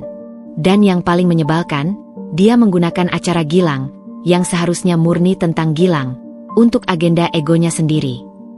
Analisis Rama yang tajam dan tanpa emosi itu membuatku tersadar. Dia benar. Ini bukan tentang kami. Ini tentang Rizkon. Apa yang harus kita lakukan? Abaikan saja, tanyaku. Rama berpikir. Matanya berbinar dengan kecerdasan strategis yang sering dia gunakan untuk bisnisnya. Tidak, Bu. Kalau kita abaikan, dia akan punya narasi lain. Mereka masih dendam, tidak bisa memaafkan. Kita harus hadir. Kau serius? Kita harus datang ke pesta itu. Kita akan hadir, kata Rama, dengan senyum tipis yang tidak sampai ke matanya. Tapi bukan sebagai keluarga yang dia harapkan. Kita akan datang sebagai tamu terhormat yang diundang. Kita akan menunjukkan padanya dan semua orang di sana, bahwa kita sukses dan bahagia. Bukan karena dia, tapi tanpa dia. Bahwa, bersatu, yang dia maksud itu tidak ada nilainya bagi kita, karena kita sudah melampaui dia dan dunianya. Aku merenungkan kata-katanya. Itu berisiko. Bisa jadi emosiku tidak stabil melihatnya setelah sekian lama. Tapi ada kebenaran dalam usulan Rama. Melarikan diri atau mengabaikan terasa seperti kita yang masih takut. Menghadapi, dengan kepala tegak, justru akan menjadi pernyataan tertinggi. Tapi Rama, kau harus pulang dari Singapura untuk ini. Repot, dan tidak apa-apa, Bu. Aku ada urusan bisnis juga di Jakarta minggu itu. Kebetulan, aku akan pulang. Kita hadapi ini bersama. Keputusan itu dibuat. Aku memberitahu Anton dan orang tua. Reaksi mereka bisa ditebak. Jangan pergi, Mal. Itu cuma akan menyakiti kamu lagi, protes ibu. Biarkan dia pestain anaknya sendiri. Kita tidak usah ikut campur, tambah bapak. Tapi setelah mendengar penjelasan Rama, Anton justru yang berubah pikiran. Rama pintar. Kadang menunjukkan wajah itu lebih sakit daripada menolak. Aku akan antar jemput kalian. Aku tunggu di lobi. Kalau ada apa-apa, kita langsung pergi. Persiapan pun dilakukan. Aku tidak membeli gaun baru. Aku memilih salah satu karya terbaik butik Malarama. Sebuah dress panjang simpel berwarna navy biru tua, dengan potongan yang elegan dan sedikit sentuhan payet halus di bahu. Cukup sederhana untuk tidak terlihat berusaha, tapi cukup elegan untuk menunjukkan kelas. Rama memesan jas potongan bagus dari Singapura.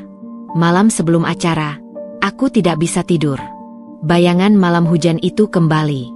Suara tendangan. Dinginnya lantai. Tapi kali ini, ada wajah Rama yang dewasa di sampingku. Suaranya yang tenang membisikkan. Ibu kuat. Kita sudah melewati yang terburuk. Besok cuma formalitas. Aku juga memikirkan Gilang. Anak yang tak bersalah dalam semua ini. Aku memutuskan untuk membawa hadiah kecil. Sebuah dompet kulit berkualitas baik, dan sebuah kartu ucapan yang tulus. Ini untuknya, bukan untuk ayahnya. Hari H pun tiba. Saat berdiri di depan cermin rumah, Dengan Rama di sampingku sudah mengenakan jasnya yang sempurna, Anton memandangi kami. "Kalian terlihat hebat dan sangat berbahaya untuk egonya," komentar Anton dengan senyum kecut. "Siap." Aku menarik napas dalam-dalam, merapikan dress. Aku tidak melihat seorang korban yang trauma di cermin. Yang kulihat adalah seorang wanita berusia 45 tahun yang telah membangun kerajaan kecilnya dari nol, dengan garis-garis halus di wajah yang bercerita tentang ketahanan, bukan kepahitan. Dan di sebelahku, sebuah mahakaryanya yang paling membanggakan. "Aku siap," jawabku. Suaraku lebih mantap dari yang kuduga. Rama mengulurkan lengannya. "Ayo, Bu. Mari kita tunjukkan pada dunia, dan pada diri kita sendiri, bahwa kita telah bebas." Kami melangkah keluar rumah, menuju mobil Anton. Menuju sebuah pesta yang bukan pesta kami, sebuah perayaan yang menjadi medan pertempuran terakhir untuk menegaskan sebuah kemenangan yang sudah lama kami raih. Kemenangan atas rasa takut, dan kemenangan untuk hidup kami sendiri. Amplop undangan yang menyakitkan itu akan kami balas bukan dengan penolakan, tapi dengan kehadiran kami yang paling perkasa. Mobil Anton meluncur pelan mendekati hotel mewah itu.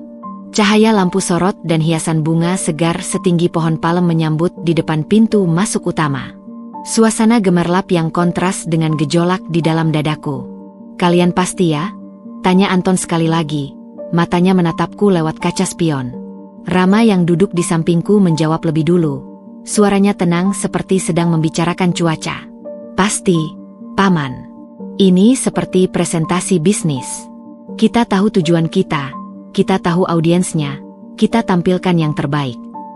Aku menggenggam tas kecilku, merasakan tekstur halus dompet hadiah untuk Gilang di dalamnya. "Ayo," kataku. Anton mengangguk, lalu mencari parkir. Saat kaki menginjak karpet merah tebal di lobi hotel, aku merasakan detak jantung yang berdebar kencang.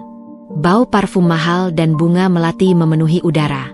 Di kejauhan, terlihat pintu ballroom terbuka lebar, dihiasi foto pengantin berukuran besar.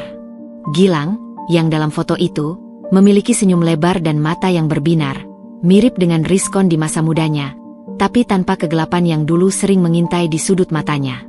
Kami mendekati meja penerima tamu. Nama kami dicari, dan seorang panitia muda dengan ekspresi sedikit bingung akhirnya menemukannya. "Oh, Ibu Mala dan Mas Rama. Silakan, tempat duduk di meja 12. Dia memberikan kami kartu tempat duduk dengan logo emas yang sama dengan undangan. Meja 12 ternyata terletak di pinggir, dekat dengan pintu keluar darurat. Bukan meja utama keluarga. Sebuah penempatan yang ambigu, cukup dekat untuk dilihat, cukup jauh untuk tidak dianggap bagian dari inti. Tapi itu justru sesuai harapanku. Baru saja kami duduk, sebuah keheningan aneh mulai menyebar di sekitar kami. Beberapa tamu di meja sebelah melirik, lalu berbisik-bisik. Aku bisa menangkap potongan kata. "Itu mantan istri pertama. Anaknya yang itu." Aku duduk tegak, senyum tipis terpaku, menatap lurus ke depan ke panggung yang masih kosong. Rama di sebelahku mengambil segelas air, meminumnya dengan santai, seolah tidak menyadari atau tidak peduli pada pandangan-pandangan itu. Tidak sampai 5 menit, dia datang. Rizkon. Dia berjalan dari arah panggung, mengenakan setelan jas abu-abu yang bagus namun terlihat sedikit longgar di badannya. Wajah itu telah berubah total. Pipinya yang dulu tegap sekarang kendur.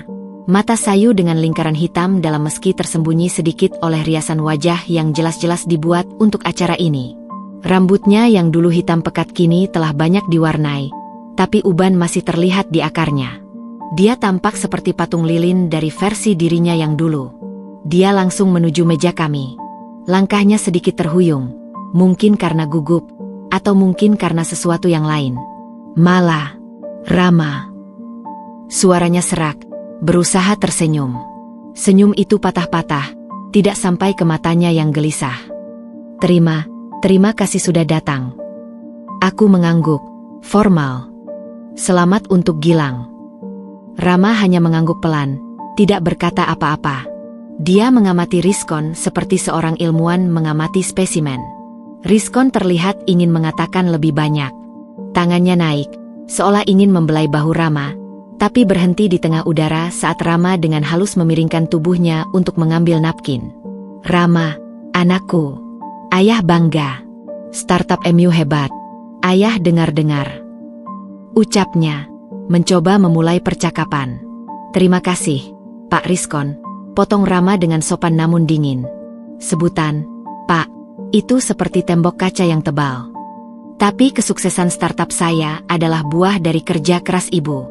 Beliaulah yang membesarkan dan mendidik saya, tanpa bantuan finansial atau moral dari pihak manapun selama 22 tahun. Tepat di saat itu, seperti diatur oleh sutradara yang kejam, Gilang si pengantin pria mendekat. Dia mengenakan jas pengantin yang sempurna, wajahnya cerah namun ada sedikit ketegangan di alisnya. Yah, ada tamu penting? Kenalan bisnis?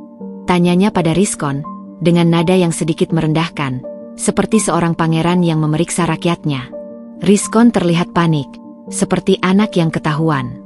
Ini, Gilang, ini kakakmu, Rama. Kalimat itu dipaksakan keluar. Gilang memalingkan wajahnya, menatap Rama dari ujung kepala sampai kaki. Pandangannya bukan penuh kehangatan saudara, tetapi penilaian dingin, mungkin sedikit iri melihat penampilan dan aura percaya diri Rama. Lalu, dengan suara yang cukup keras sehingga beberapa tamu di meja terdekat bisa mendengar, dia berkata, "Oh, anak yang dulu kamu tinggalkan itu? Yang ibunya minggat waktu kamu lagi susah." Pelak. Kata-kata itu menggantung di udara, tajam dan keji. Suasana di sekitar kami langsung beku. Aku melihat wajah Rizkon memerah lalu pucat seketika. Malu dan marah berperang di raut mukanya. Tangannya mengepal. Rama, di sebelahku, tidak bereaksi negatif. Dia malah sedikit tersenyum, sebuah senyum yang penuh belas kasihan, baik pada Gilang maupun pada Rizkon. "Selamat menikah, Gilang. Semoga bahagia," ucap Rama dengan suara yang jernih, tenang, dan terdengar oleh semua yang mendengarkan. Lalu, dengan gerakan yang anggun, dia mengeluarkan amplop kecil dari saku dalam jasnya, bukan amplop uang, tapi kartu nama perusahaan startupnya yang sedang naik daun. "Kalau suatu saat butuh konsultan di bidang energi terbarukan, saya bisa bantu." Itu adalah tamparan balik yang sempurna. Elegan, profesional, dan sama sekali tidak terpancing emosi. Gilang terkesiap, menerima kartu nama itu dengan bingung, lalu memandang Rizkon seolah meminta penjelasan. Rizkon hanya bisa menggigit bibir, tak tahu harus berkata apa. "Ayo, yah, banyak tamu VIP yang mau disapa," desis Gilang akhirnya, menarik lengan Rizkon. Rizkon terlihat seperti boneka yang diseret, melirik ke arah kami sekali lagi dengan tatapan yang kini penuh dengan keputusasaan yang dalam sebelum akhirnya menghilang di kerumunan. Acara berjalan dengan kaku setelah kejadian itu. Prosesi adat berlangsung megah, tapi aura canggung tetap terasa, terutama di sekitar meja kami. Banyak tamu yang justru mulai mendekati Rama, bukan untuk basa-basi keluarga, tapi untuk bertanya tentang bisnisnya. Seorang pria tua dengan jas bermerek menyapanya. "Rama, ya? Saya dengar presentasimu di forum investasi bulan lalu. Luar biasa. Boleh kita ngobrol sebentar?" Aku ditinggalkan sendirian di meja, menyaksikan anakku, anak yang dulu ditendang dalam kandungan, kini menjadi pusat perhatian para tamu penting karena prestasinya sendiri. Sebuah ironi yang begitu pahit dan indah sekaligus. Di tengah pesta pernikahan anak emasnya, Rizkon justru harus menyaksikan anak yang dia abaikan bersinar lebih terang, diakui oleh orang-orang yang mungkin dia damba untuk diajak bisnis. Saat acara makan malam, aku melihat Rizkon dari kejauhan. Dia duduk di meja utama, tapi tampak seperti orang asing di tengah keluarganya sendiri. Dia banyak meminum anggur, dan tatapannya seringkali melayang ke arah meja kami, ke arah Rama yang sedang asyik berbincang. Di matanya, aku tak lagi melihat amarah atau kesombongan. Yang tersisa hanyalah sebuah pengakuan yang terlambat dan menghancurkan. Dia telah kehilangan sesuatu yang sangat berharga, dan sesuatu itu telah tumbuh menjadi berlian di tempat lain, tanpa sedikit pun campur tangannya. Pesta itu akhirnya selesai. Saat kami hendak pergi, seorang wanita parubaya, mungkin dari keluarga besar Kinar, mendekatiku diam-diam. "Ibu Mala," bisiknya. Aku mengangguk. Saya tahu cerita ibu. Ibu kuat. Dan anak ibu, luar biasa. Terima kasih sudah datang. Untuk menunjukkan pada dia melirik ke arah Rizkon yang sedang berdiri sendirian di dekat panggung, bahwa kejahatan tidak pernah menang. Aku hanya tersenyum kecil, lalu pergi. Anton sudah menunggu di mobil. Saat kami meninggalkan kemewahan hotel itu, rasa lega yang luar biasa membanjiri diriku. Di dalam mobil, Rama melepas jasnya. "Gimana perasaan ibu?" tanyanya. "Lelah," jawabku jujur. "Tapi, bebas." Seperti akhirnya menutup sebuah bab dengan cara kita sendiri. Rama mengangguk. Dia melihat kita, Bu. Dia melihat bahwa kita baik-baik saja. Bahwa kita tidak membutuhkannya. Itu lebih menyakitkan baginya daripada jika kita marah-marah atau tidak datang sama sekali. Dia benar. Penghinaan terselubung kami bukan dengan kata-kata kasar atau tatapan benci, tapi dengan kehadiran kami yang tenang, percaya diri, dan sukses. Dengan menunjukkan bahwa luka yang dia timbulkan telah sembuh menjadi sebuah kekuatan yang jauh melampaui imajinasinya. Kami datang bukan sebagai korban yang meminta pengakuan, tetapi sebagai pemenang yang memberikan pelajaran. Dan pelajaran itu, aku yakin, telah diterima Rizkon dengan getir. Di tengah gemerlap pesta pernikahan anaknya, dia pasti merasakan kesepian yang paling dalam. Kesepian karena menyadari bahwa di tengah keramaian dan kemewahan, ada sesuatu yang sejati dan berharga yang telah dia tendang jauh-jauh suatu malam, dan sesuatu itu tidak akan pernah kembali padanya. Mobil melaju menjauhi hotel. Aku memandang keluar jendela. Kota Jakarta berkilauan. Bab ini, akhirnya, benar-benar selesai. 2 bulan setelah pesta pernikahan yang penuh drama, kehidupan kami kembali ke jalur yang tenang. Rama kembali fokus pada startupnya di Singapura yang sedang mempersiapkan putaran pendanaan seri A. Sedangkan aku sibuk dengan koleksi musim semi butik Malarama yang mendapat sambutan hangat. Kedamaian itu seperti permukaan danau yang tenang setelah badai. Hingga suatu Senin pagi, sekretaris kecilku di rumah, Maya, membawa pesan.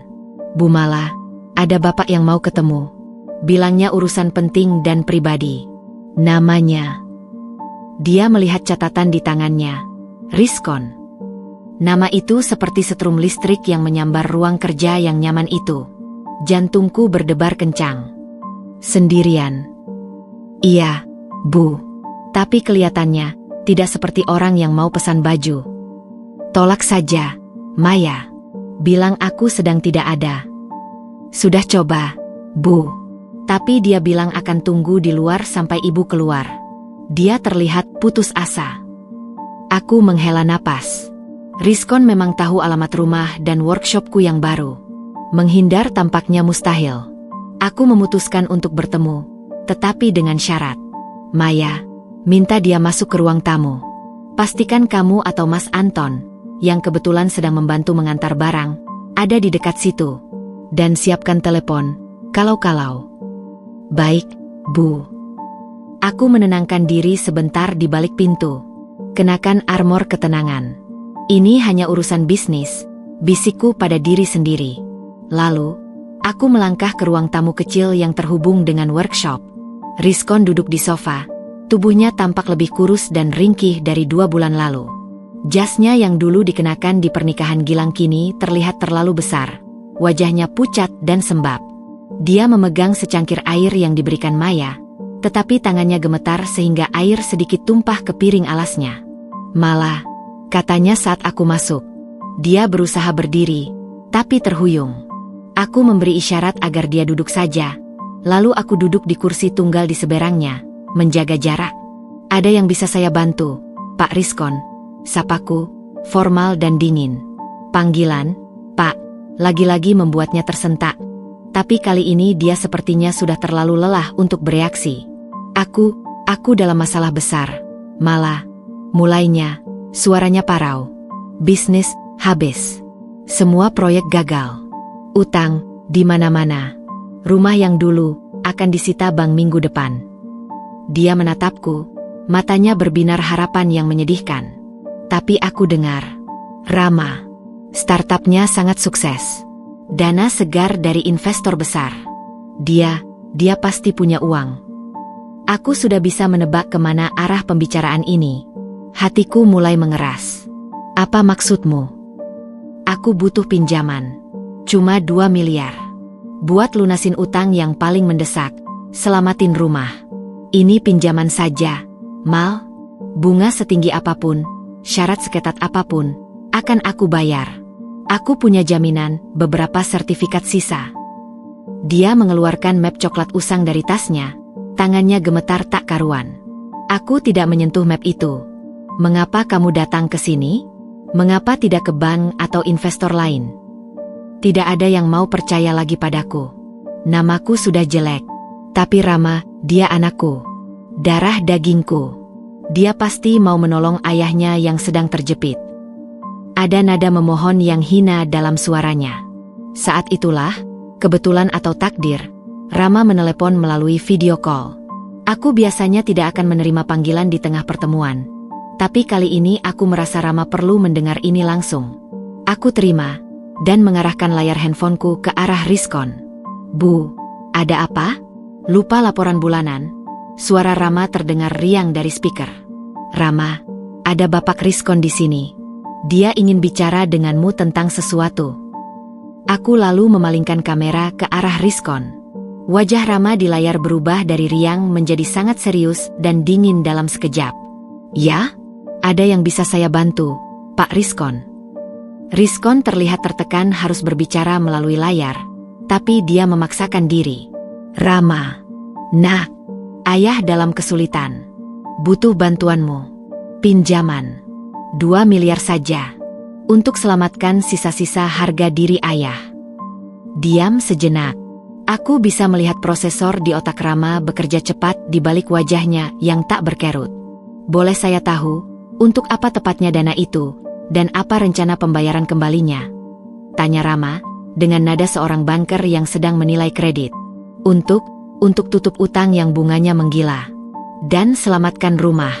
Aku akan jual beberapa aset lain. Pelan-pelan akan aku kembalikan. Aku janji. Janji berdasarkan apa, Pak? Tanya Rama, lancar. Berdasarkan track record Anda yang dalam 20 tahun terakhir memiliki sejarah gagal bayar pada beberapa kreditur. Dan, yang lebih penting, gagal memenuhi kewajiban paling dasar sebagai seorang suami dan ayah. Tendangan verbal itu tepat sasaran. Rizkon tercekik. Darahku mengalir di tubuhmu. Aku ayahmu, teriaknya, putus asa. Itu sebuah kebetulan biologis, bukan ikatan, sahut Rama. Tetap tenang namun setiap kata seperti palu godam. Ikatan dibangun dengan pengorbanan, kehadiran, dan tanggung jawab. Hal-hal yang tidak pernah Anda berikan pada ibu dan saya selama 22 tahun. Saya tidak meminjamkan uang hasil jerih payah ibu dan saya kepada orang yang tidak memiliki integritas untuk menepati janji, baik dalam bisnis maupun dalam keluarga. Rizkon tampak seperti orang yang ditampar. Air mata mulai menetes di pelupuk matanya yang merah. Tapi aku sudah tua, sakit-sakitan, tidak ada yang mau menolong. Saya menyesal mendengar itu. Tapi konsekuensi dari pilihan hidup Anda harus Anda tanggung sendiri. Rama melanjutkan, suaranya kini berisi nasihat yang tegas. Saya sarankan, jual aset yang masih ada. Rumah itu, mobil, apa saja. Hidup sederhana. Bayar utang sedikit-sedikit. Itu lebih terhormat daripada meminta-minta pada orang yang Anda perlakukan dengan tidak manusiawi. Kau tidak punya hati, isak Rizkon, tubuhnya terguncang. Heart is earned, not inherited, balas Rama dalam bahasa Inggris, lalu kembali ke bahasa Indonesia. Hati itu didapat, bukan diwarisi. Anda kehilangan hak untuk menuntut hati saya di malam Anda menendang ibu yang sedang mengandung saya. Kata-kata terakhir itu seperti pisau terakhir. Rizkon menunduk, bahunya terguncang oleh isakan yang tidak lagi bisa ditahannya. Aku merasa campur aduk, sedih melihat kehancuran seorang manusia, tetapi juga bangga pada ketegasan anakku. Rama, cukup, kataku pelan ke handphone. Baik, Bu. Saya harus kembali rapat. Ibu, kuat ya? Bye. Rama menutup panggilan. Ruang tamu kembali sunyi, hanya diisi oleh suara isakan Rizkon yang teredam. Dia tidak lagi mencoba memohon. Dia hanya duduk terpuruk, menyadari sepenuhnya bahwa jalan terakhirnya telah tertutup. Tidak hanya tertutup, tetapi juga dengan keras diingatkan mengapa jalan itu tertutup. Setelah beberapa lama, dia bangkit dengan susah payah. Matanya bengkak dan kosong. Dia mengambil mapnya, lalu berjalan terhuyung-huyung menuju pintu. Di ambang pintu, dia menoleh sekali lagi. "Apakah kamu bahagia melihatku seperti ini, Mala?" Pertanyaan yang tidak terduga. Aku memandangnya, mencari-cari rasa kebencian atau kepuasan di dalam diriku. Tidak kutemukan. Tidak, Rizkon. Aku tidak bahagia. Aku hanya merasa bahwa semua ini sangat sia-sia. Kita bisa memiliki kehidupan yang berbeda. Dia mengangguk pelan, lalu pergi tanpa berkata apa-apa lagi. Aku berdiri lama di ruang tamu setelah kepergiannya. Anton yang mendengar semuanya dari dapur, masuk dan memeluk bahuku. "Kamu dan Rama baik-baik saja?" tanyanya. "Kita baik-baik saja, Kang. Hanya sedih melihat seseorang menjadi bayangan terburuk dari dirinya sendiri." Malamnya, aku bercerita panjang lebar pada Rama melalui video call tentang apa yang terjadi setelah telepon diputus. Dia bertanya apakah ibu bahagia melihatnya seperti itu, kataku. Dan ibu jawab apa? Katakan tidak. Dan bahwa semuanya sia-sia. Rama menghela napas. Ibu benar. Itu semua sia-sia. Tapi itu pilihannya. Kita sudah memilih jalan kita, dan dia memilih jalannya. Sekarang dia menuai. Krisis dan penolakan pinjaman itu bukan sekadar urusan uang. Itu adalah penegasan akhir dari sebuah hubungan yang sebenarnya sudah mati. Rizkon datang bukan hanya sebagai seorang yang bangkrut secara finansial, tetapi sebagai seorang yang bangkrut secara moral dan emosional. Berharap bisa meminjam sedikit harga diri dari orang yang pernah dihinakannya. Dan penolakan Rama yang dingin, logis, dan berdasarkan fakta itu adalah karma yang paling sempurna. Bukan karma berupa kemiskinan atau penyakit, tetapi karma berupa pengakuan bahwa dia telah kehilangan hak atas cinta dan pengorbanan dari anak kandungnya sendiri. Karma bahwa dalam saat-saat paling terpuruknya, orang yang dia coba mintai tolong melihatnya bukan sebagai ayah, tetapi sebagai risiko kredit yang sangat buruk. Untukku, kejadian itu adalah pembebasan terakhir. Aku melihat dengan mata kepala sendiri bahwa bayangan itu telah kehilangan semua taringnya. Dia tidak lagi menakutkan. Dia hanya menyedihkan. Dan dalam kesedihannya itu, aku menemukan kemampuan terakhir yang kukira tidak akan pernah kumiliki, belas kasihan tanpa ikatan. Aku bisa merasa kasihan padanya sebagai sesama manusia, tanpa harus memikul beban apapun dari kehancurannya. Rizkon pergi dengan tangan hampa. Dan kami, sekali lagi, menutup pintu dengan lebih kuat, bukan karena takut, tetapi karena kami tahu bahwa di luar sana tidak ada lagi yang perlu kami takuti. Hanya ada pelajaran tentang bagaimana tidak menjalani hidup. 6 bulan setelah penolakan pinjaman, kota Jakarta diselimuti musim penghujan yang seolah ingin membersihkan segala sesuatu. Di tengah gerimis yang tak henti-henti, sebuah acara besar digelar di sebuah convention center megah, Indonesia Young Innovator Summit Awards. Rama, sebagai salah satu finalis penghargaan, Young Entrepreneur of the Year, untuk bidang teknologi hijau, mengundangku untuk hadir. Ini adalah momen penting, jauh lebih penting daripada pesta pernikahan Gilang. Aku memilih gaun sederhana berwarna hijau toska, warna favorit Rama, dan perasaan campur aduk antara gugup dan bangga. Acara berlangsung dengan hikmat. Ruangan dipenuhi oleh wajah-wajah muda penuh semangat, para pemimpin bisnis, dan pejabat pemerintah. Saat nama Rama disebut sebagai pemenang penghargaan, dadaku sesak oleh emosi. Dia naik ke panggung dengan langkah percaya diri. Jas hitamnya yang sederhana justru membuatnya menonjol di antara yang lain. Terima kasih. Suaranya menggelegar di hall yang hening. Penghargaan ini adalah untuk setiap ibu tunggal di luar sana yang berjuang melampaui batas untuk anak-anaknya. Khususnya, untuk ibuku, Mala, yang mengajari saya bahwa kekuatan sejati bukan berasal dari menguasai orang lain, tetapi dari menguasai diri sendiri dan mengubah kesulitan menjadi peluang. Sorak-sorai dan tepuk tangan bergemuruh. Aku berusaha menahan air mata yang sudah menggenang. Di puncak kebahagiaan ini, naluriku justru memindai sekeliling ruangan, seakan merasa ada yang mengawasi. Dan benar, di dekat pintu belakang, berdiri seorang pria dengan jas basah kuyup, tampak tidak pada tempatnya di antara kerumunan orang-orang yang berpakaian rapi. Rizkon. Dia tidak diundang. Bagaimana dia bisa masuk? Dia terlihat jauh lebih buruk dari 6 bulan lalu. Wajahnya pucat seperti orang sakit, rambutnya acak-acakan, dan matanya menatap ke panggung dengan intensitas yang mengerikan, campuran antara kebanggaan yang tak pada tempatnya, penyesalan, dan sesuatu yang mirip kegilaan. Aku membeku. Anton, yang duduk di sebelahku, juga melihatnya. Dia lagi, geramnya pelan. Aku usir dia. Tidak, Kang. Tunggu, bisikku, meletakkan tangan di lengannya.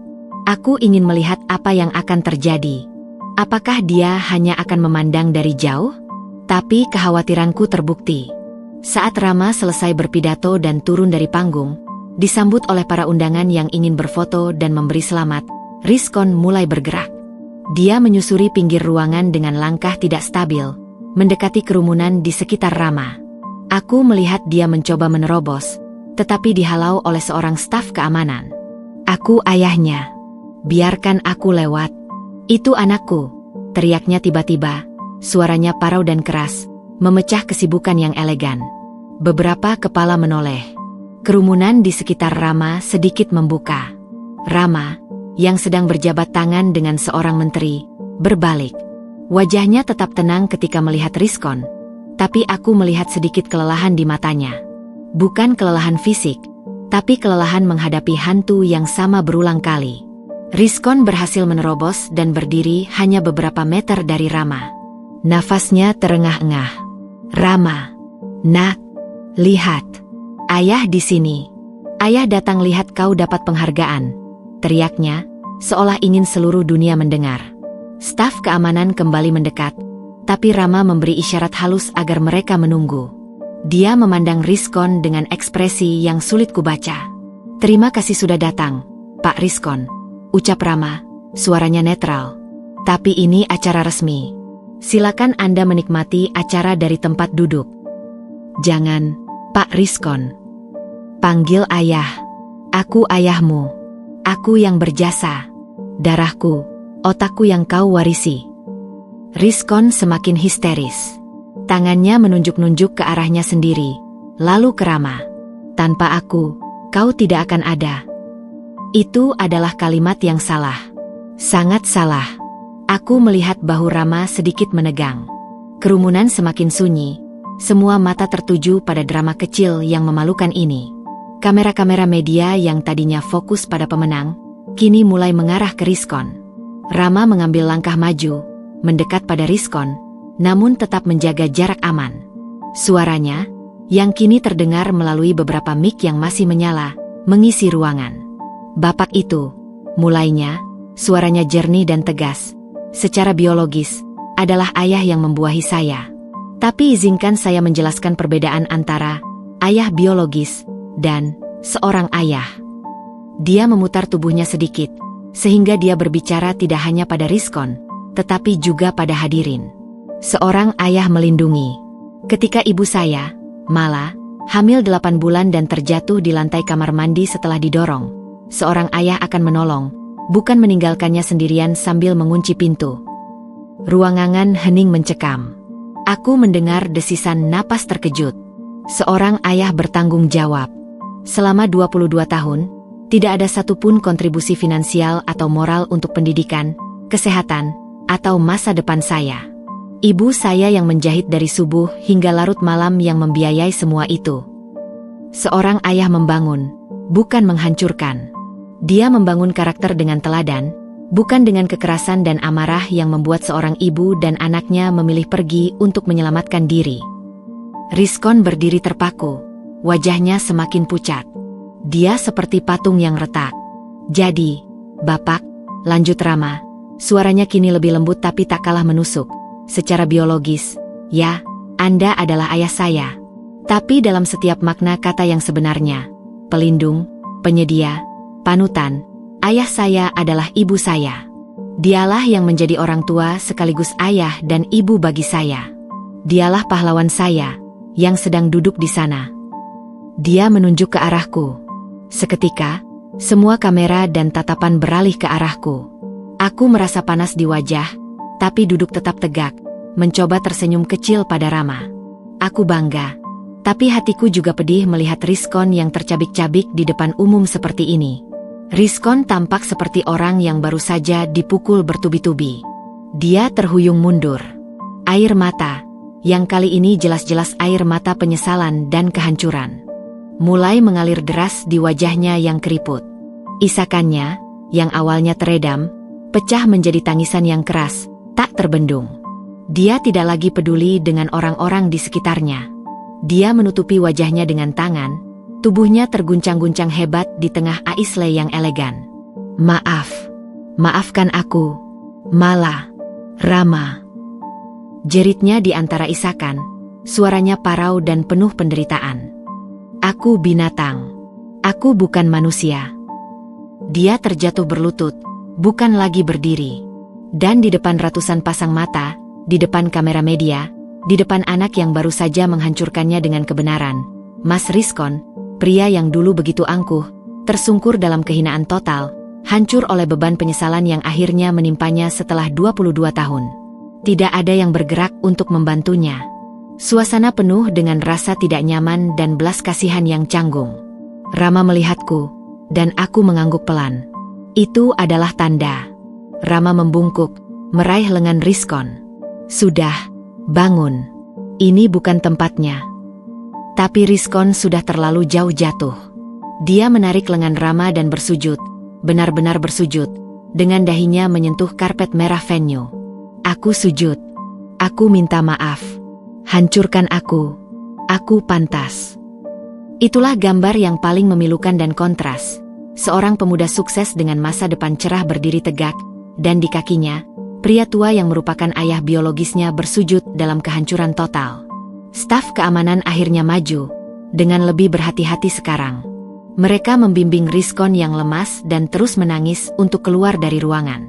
Rama kembali ke kerumunan, meminta maaf atas gangguan. Acara dilanjutkan, tapi aura kebanggaan tadi telah tercampur dengan kesedihan yang mendalam.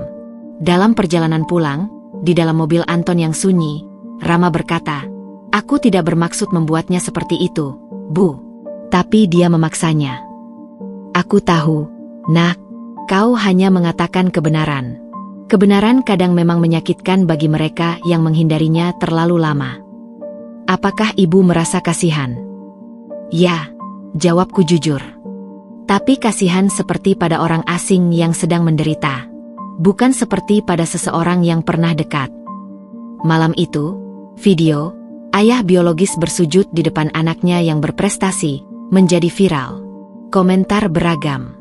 Ada yang menyalahkan Rama karena dianggap tidak menghormati orang tua, tapi lebih banyak yang memuji ketegasan dan kebenaran ucapannya, serta menyoroti kisah kekerasan dalam rumah tangga yang disembunyikan di baliknya.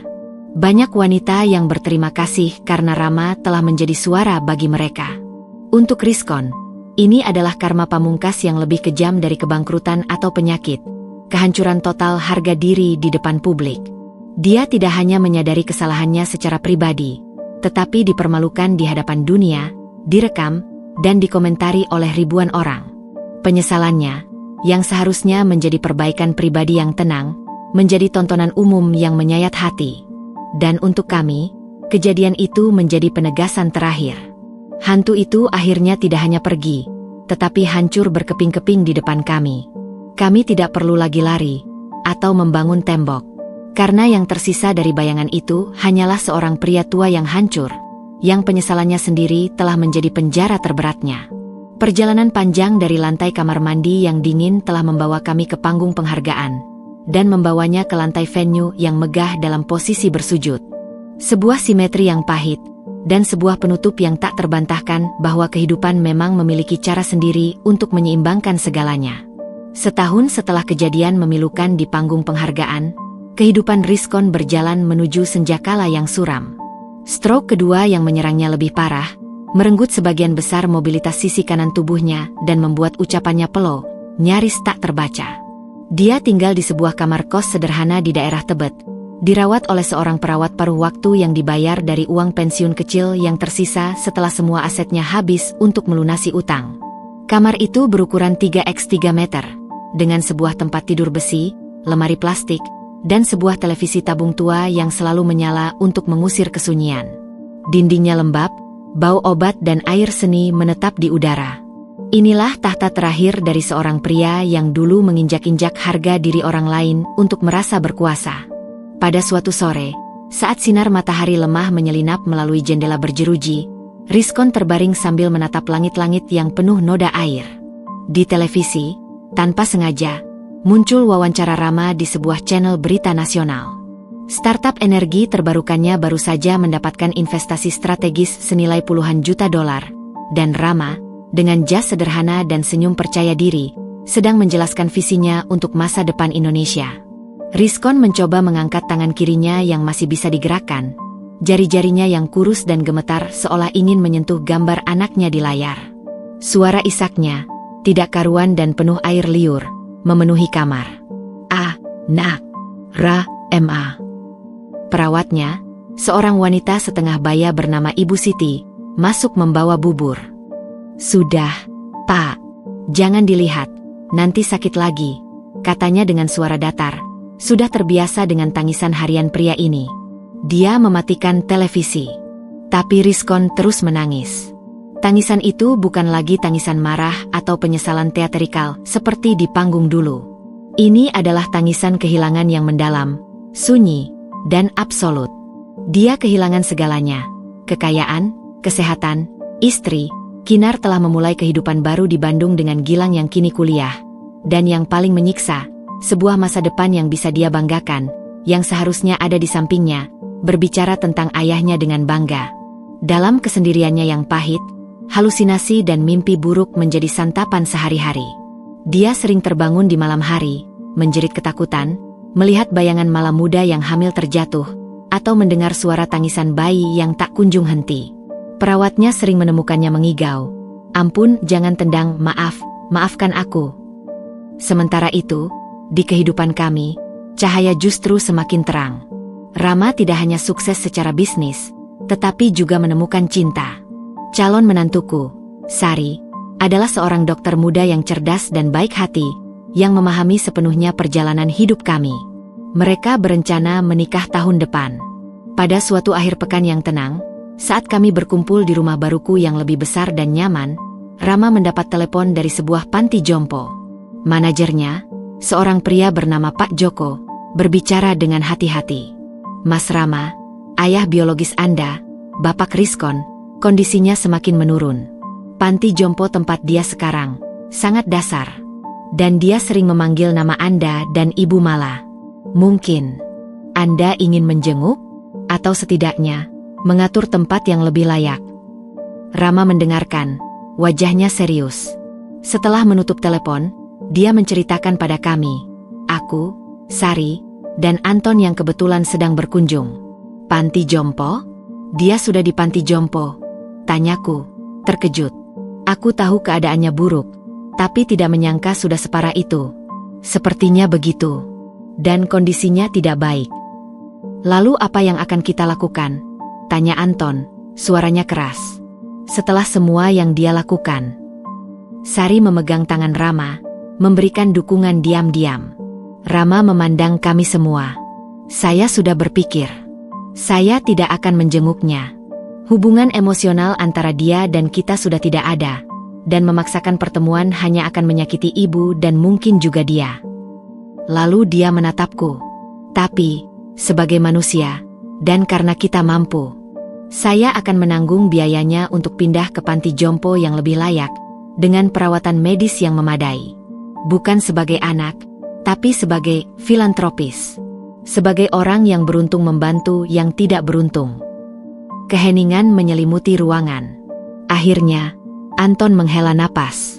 "Kau terlalu baik, Rama. Tapi, mungkin itu benar. Kita tidak perlu membalas kejahatan dengan kejahatan." Aku memandangi anakku, hati penuh dengan kebanggaan yang tak terperi. Dia telah memilih jalan yang paling manusiawi, tanpa harus mengorbankan batasan yang sudah kami bangun dengan susah payah. "Aku setuju, Nak. Lakukan dengan syarat, kita tidak terlibat langsung. Biarkan pihak panti yang mengurus semuanya. Dan Jangan beritahu dia bahwa itu darimu. Rama mengangguk. Tentu, Bu. Ini murni bantuan kemanusiaan. Rizkon dipindahkan ke sebuah panti jompo yang lebih bersih dan terawat di daerah Bogor, dengan taman yang asri dan perawat yang lebih profesional. Dia tidak pernah tahu siapa yang membiayainya. Dia hanya diberitahu bahwa ada donatur yang tidak ingin disebutkan namanya. Di sana, kondisinya sedikit stabil, meski penyakit dan kepikunan terus menggerogotinya. Suatu hari, aku memutuskan untuk mengunjunginya. Bukan karena rasa cinta atau ikatan, tetapi untuk sebuah penutupan yang utuh bagi diriku sendiri. Aku pergi sendirian, tanpa memberitahu Rama. Aku menemukannya duduk di kursi roda di bawah pohon rindang di taman panti. Dia tampak lebih kecil, seperti menyusut.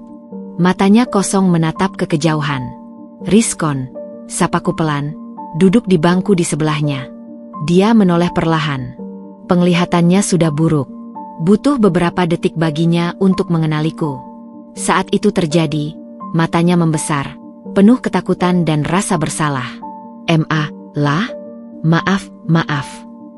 Ucapnya peloh, air mata langsung mengalir. Tenang, Rizkon. Aku tidak marah. Aku hanya ingin melihat keadaanmu. Aku, binatang, sakit, semua hilang. Tangisnya terseduh-seduh. Aku mendengarkan, membiarkannya menangis. Setelah reda, aku berkata, aku datang bukan untukmu, Rizkon. Aku datang untuk membebaskan diriku sendiri dari sisa-sisa beban masa lalu. Aku sudah memaafkanmu, demi ketenangan hatiku dan Rama. Tapi maaf bukan berarti lupa, dan bukan berarti kita bisa kembali. Hidupmu sekarang adalah konsekuensi dari pilihanmu. Hidupku dan Rama adalah konsekuensi dari pilihan kami. Dia mendengarkan, meski mungkin tidak sepenuhnya memahami. Rama, hebat. Gumamnya. Ya, dia hebat. Tapi itu bukan prestasimu. Itu prestasinya sendiri, dan sedikit prestasiku sebagai ibunya. Kecil, salah. Bisiknya. Aku mengangguk. Semua sudah terjadi. Sekarang, yang bisa kau lakukan adalah berdamai dengan dirimu sendiri. Aku harap kau menemukan kedamaian di sisa waktumu. Aku berdiri untuk pergi. Sebelum berbalik, kulihat dia mencoba mengangkat tangan kirinya yang lemah, seolah ingin menyentuh, tapi lalu jatuh kembali. Matanya memohon, tapi juga pasrah. Selamat tinggal, Rizkon. Dia hanya mengangguk pelan. Air mata terus mengalir di wajahnya yang keriput. Aku pergi dari panti jompo itu dengan perasaan aneh, lega yang mendalam, dan belas kasihan yang tulus namun tak berakar. Aku telah menutup lingkaran. Hantu itu akhirnya berwujud manusia tua yang tak berdaya, dan melihatnya demikian justru menghilangkan sisa ketakutan dan amarah yang mungkin masih mengendap. Beberapa bulan kemudian, di pagi yang cerah, Pak Joko dari panti jompo menelepon Rama. Rizkon telah meninggal dunia dalam tidurnya karena komplikasi penyakit. Tidak ada orang terdekat di sampingnya, hanya seorang perawat yang sedang berjaga. Dia pergi dalam kesunyian, sebagaimana hidupnya di tahun-tahun terakhir. Kami memutuskan untuk mengkremasinya dan membuang abunya ke laut, sesuai dengan wasiat tidak resmi yang pernah dia sampaikan pada pengurus panti. Aku tidak pantas punya makam. Tidak ada upacara besar. Hanya aku, Rama, Sari, dan Anton yang hadir dalam kesederhanaan di pelabuhan. Saat abunya tersebar di terpa angin laut, aku berbisik doa terakhir untuknya, bukan sebagai istri, tapi sebagai sesama manusia yang berharap jiwanya menemukan kedamaian yang tidak didapatkannya di dunia. Di tepi laut itu, Rama memegang pundakku. Akhirnya selesai, Bu. Akhirnya, jawabku, memandang lautan luas. Tapi hidup kita bukan tentang akhirnya, Nak, tentang perjalanannya. Dan perjalanan kita sungguh luar biasa. Kami berbalik, meninggalkan laut dan masa lalu. Di depan kami, jalan terbentang panjang, dipenuhi cahaya dari keluarga baru yang akan Rama bangun, dari bisnis yang terus berkembang, dan dari kedamaian yang telah kami raih dengan susah payah. Kisah ini mungkin bermula dari sebuah tendangan di malam hujan, tetapi ia tidak berakhir di sana. Ia berakhir di sini, dengan seorang wanita yang kuat, seorang anak yang menjadi kebanggaan, dan sebuah kehidupan yang utuh, Dibangun bukan dari kebencian atau balas dendam, tetapi dari cinta, ketekunan, dan akhirnya, pengampunan yang membebaskan. Dan di suatu tempat di lautan, Abu, seorang pria yang tersesat, akhirnya menyatu dengan ombak, dibersihkan dan dilupakan. Sebagaimana seharusnya luka-luka itu diakui, dirawat, lalu dilepaskan, agar kita bisa melangkah lebih ringan menuju hari esok yang cerah.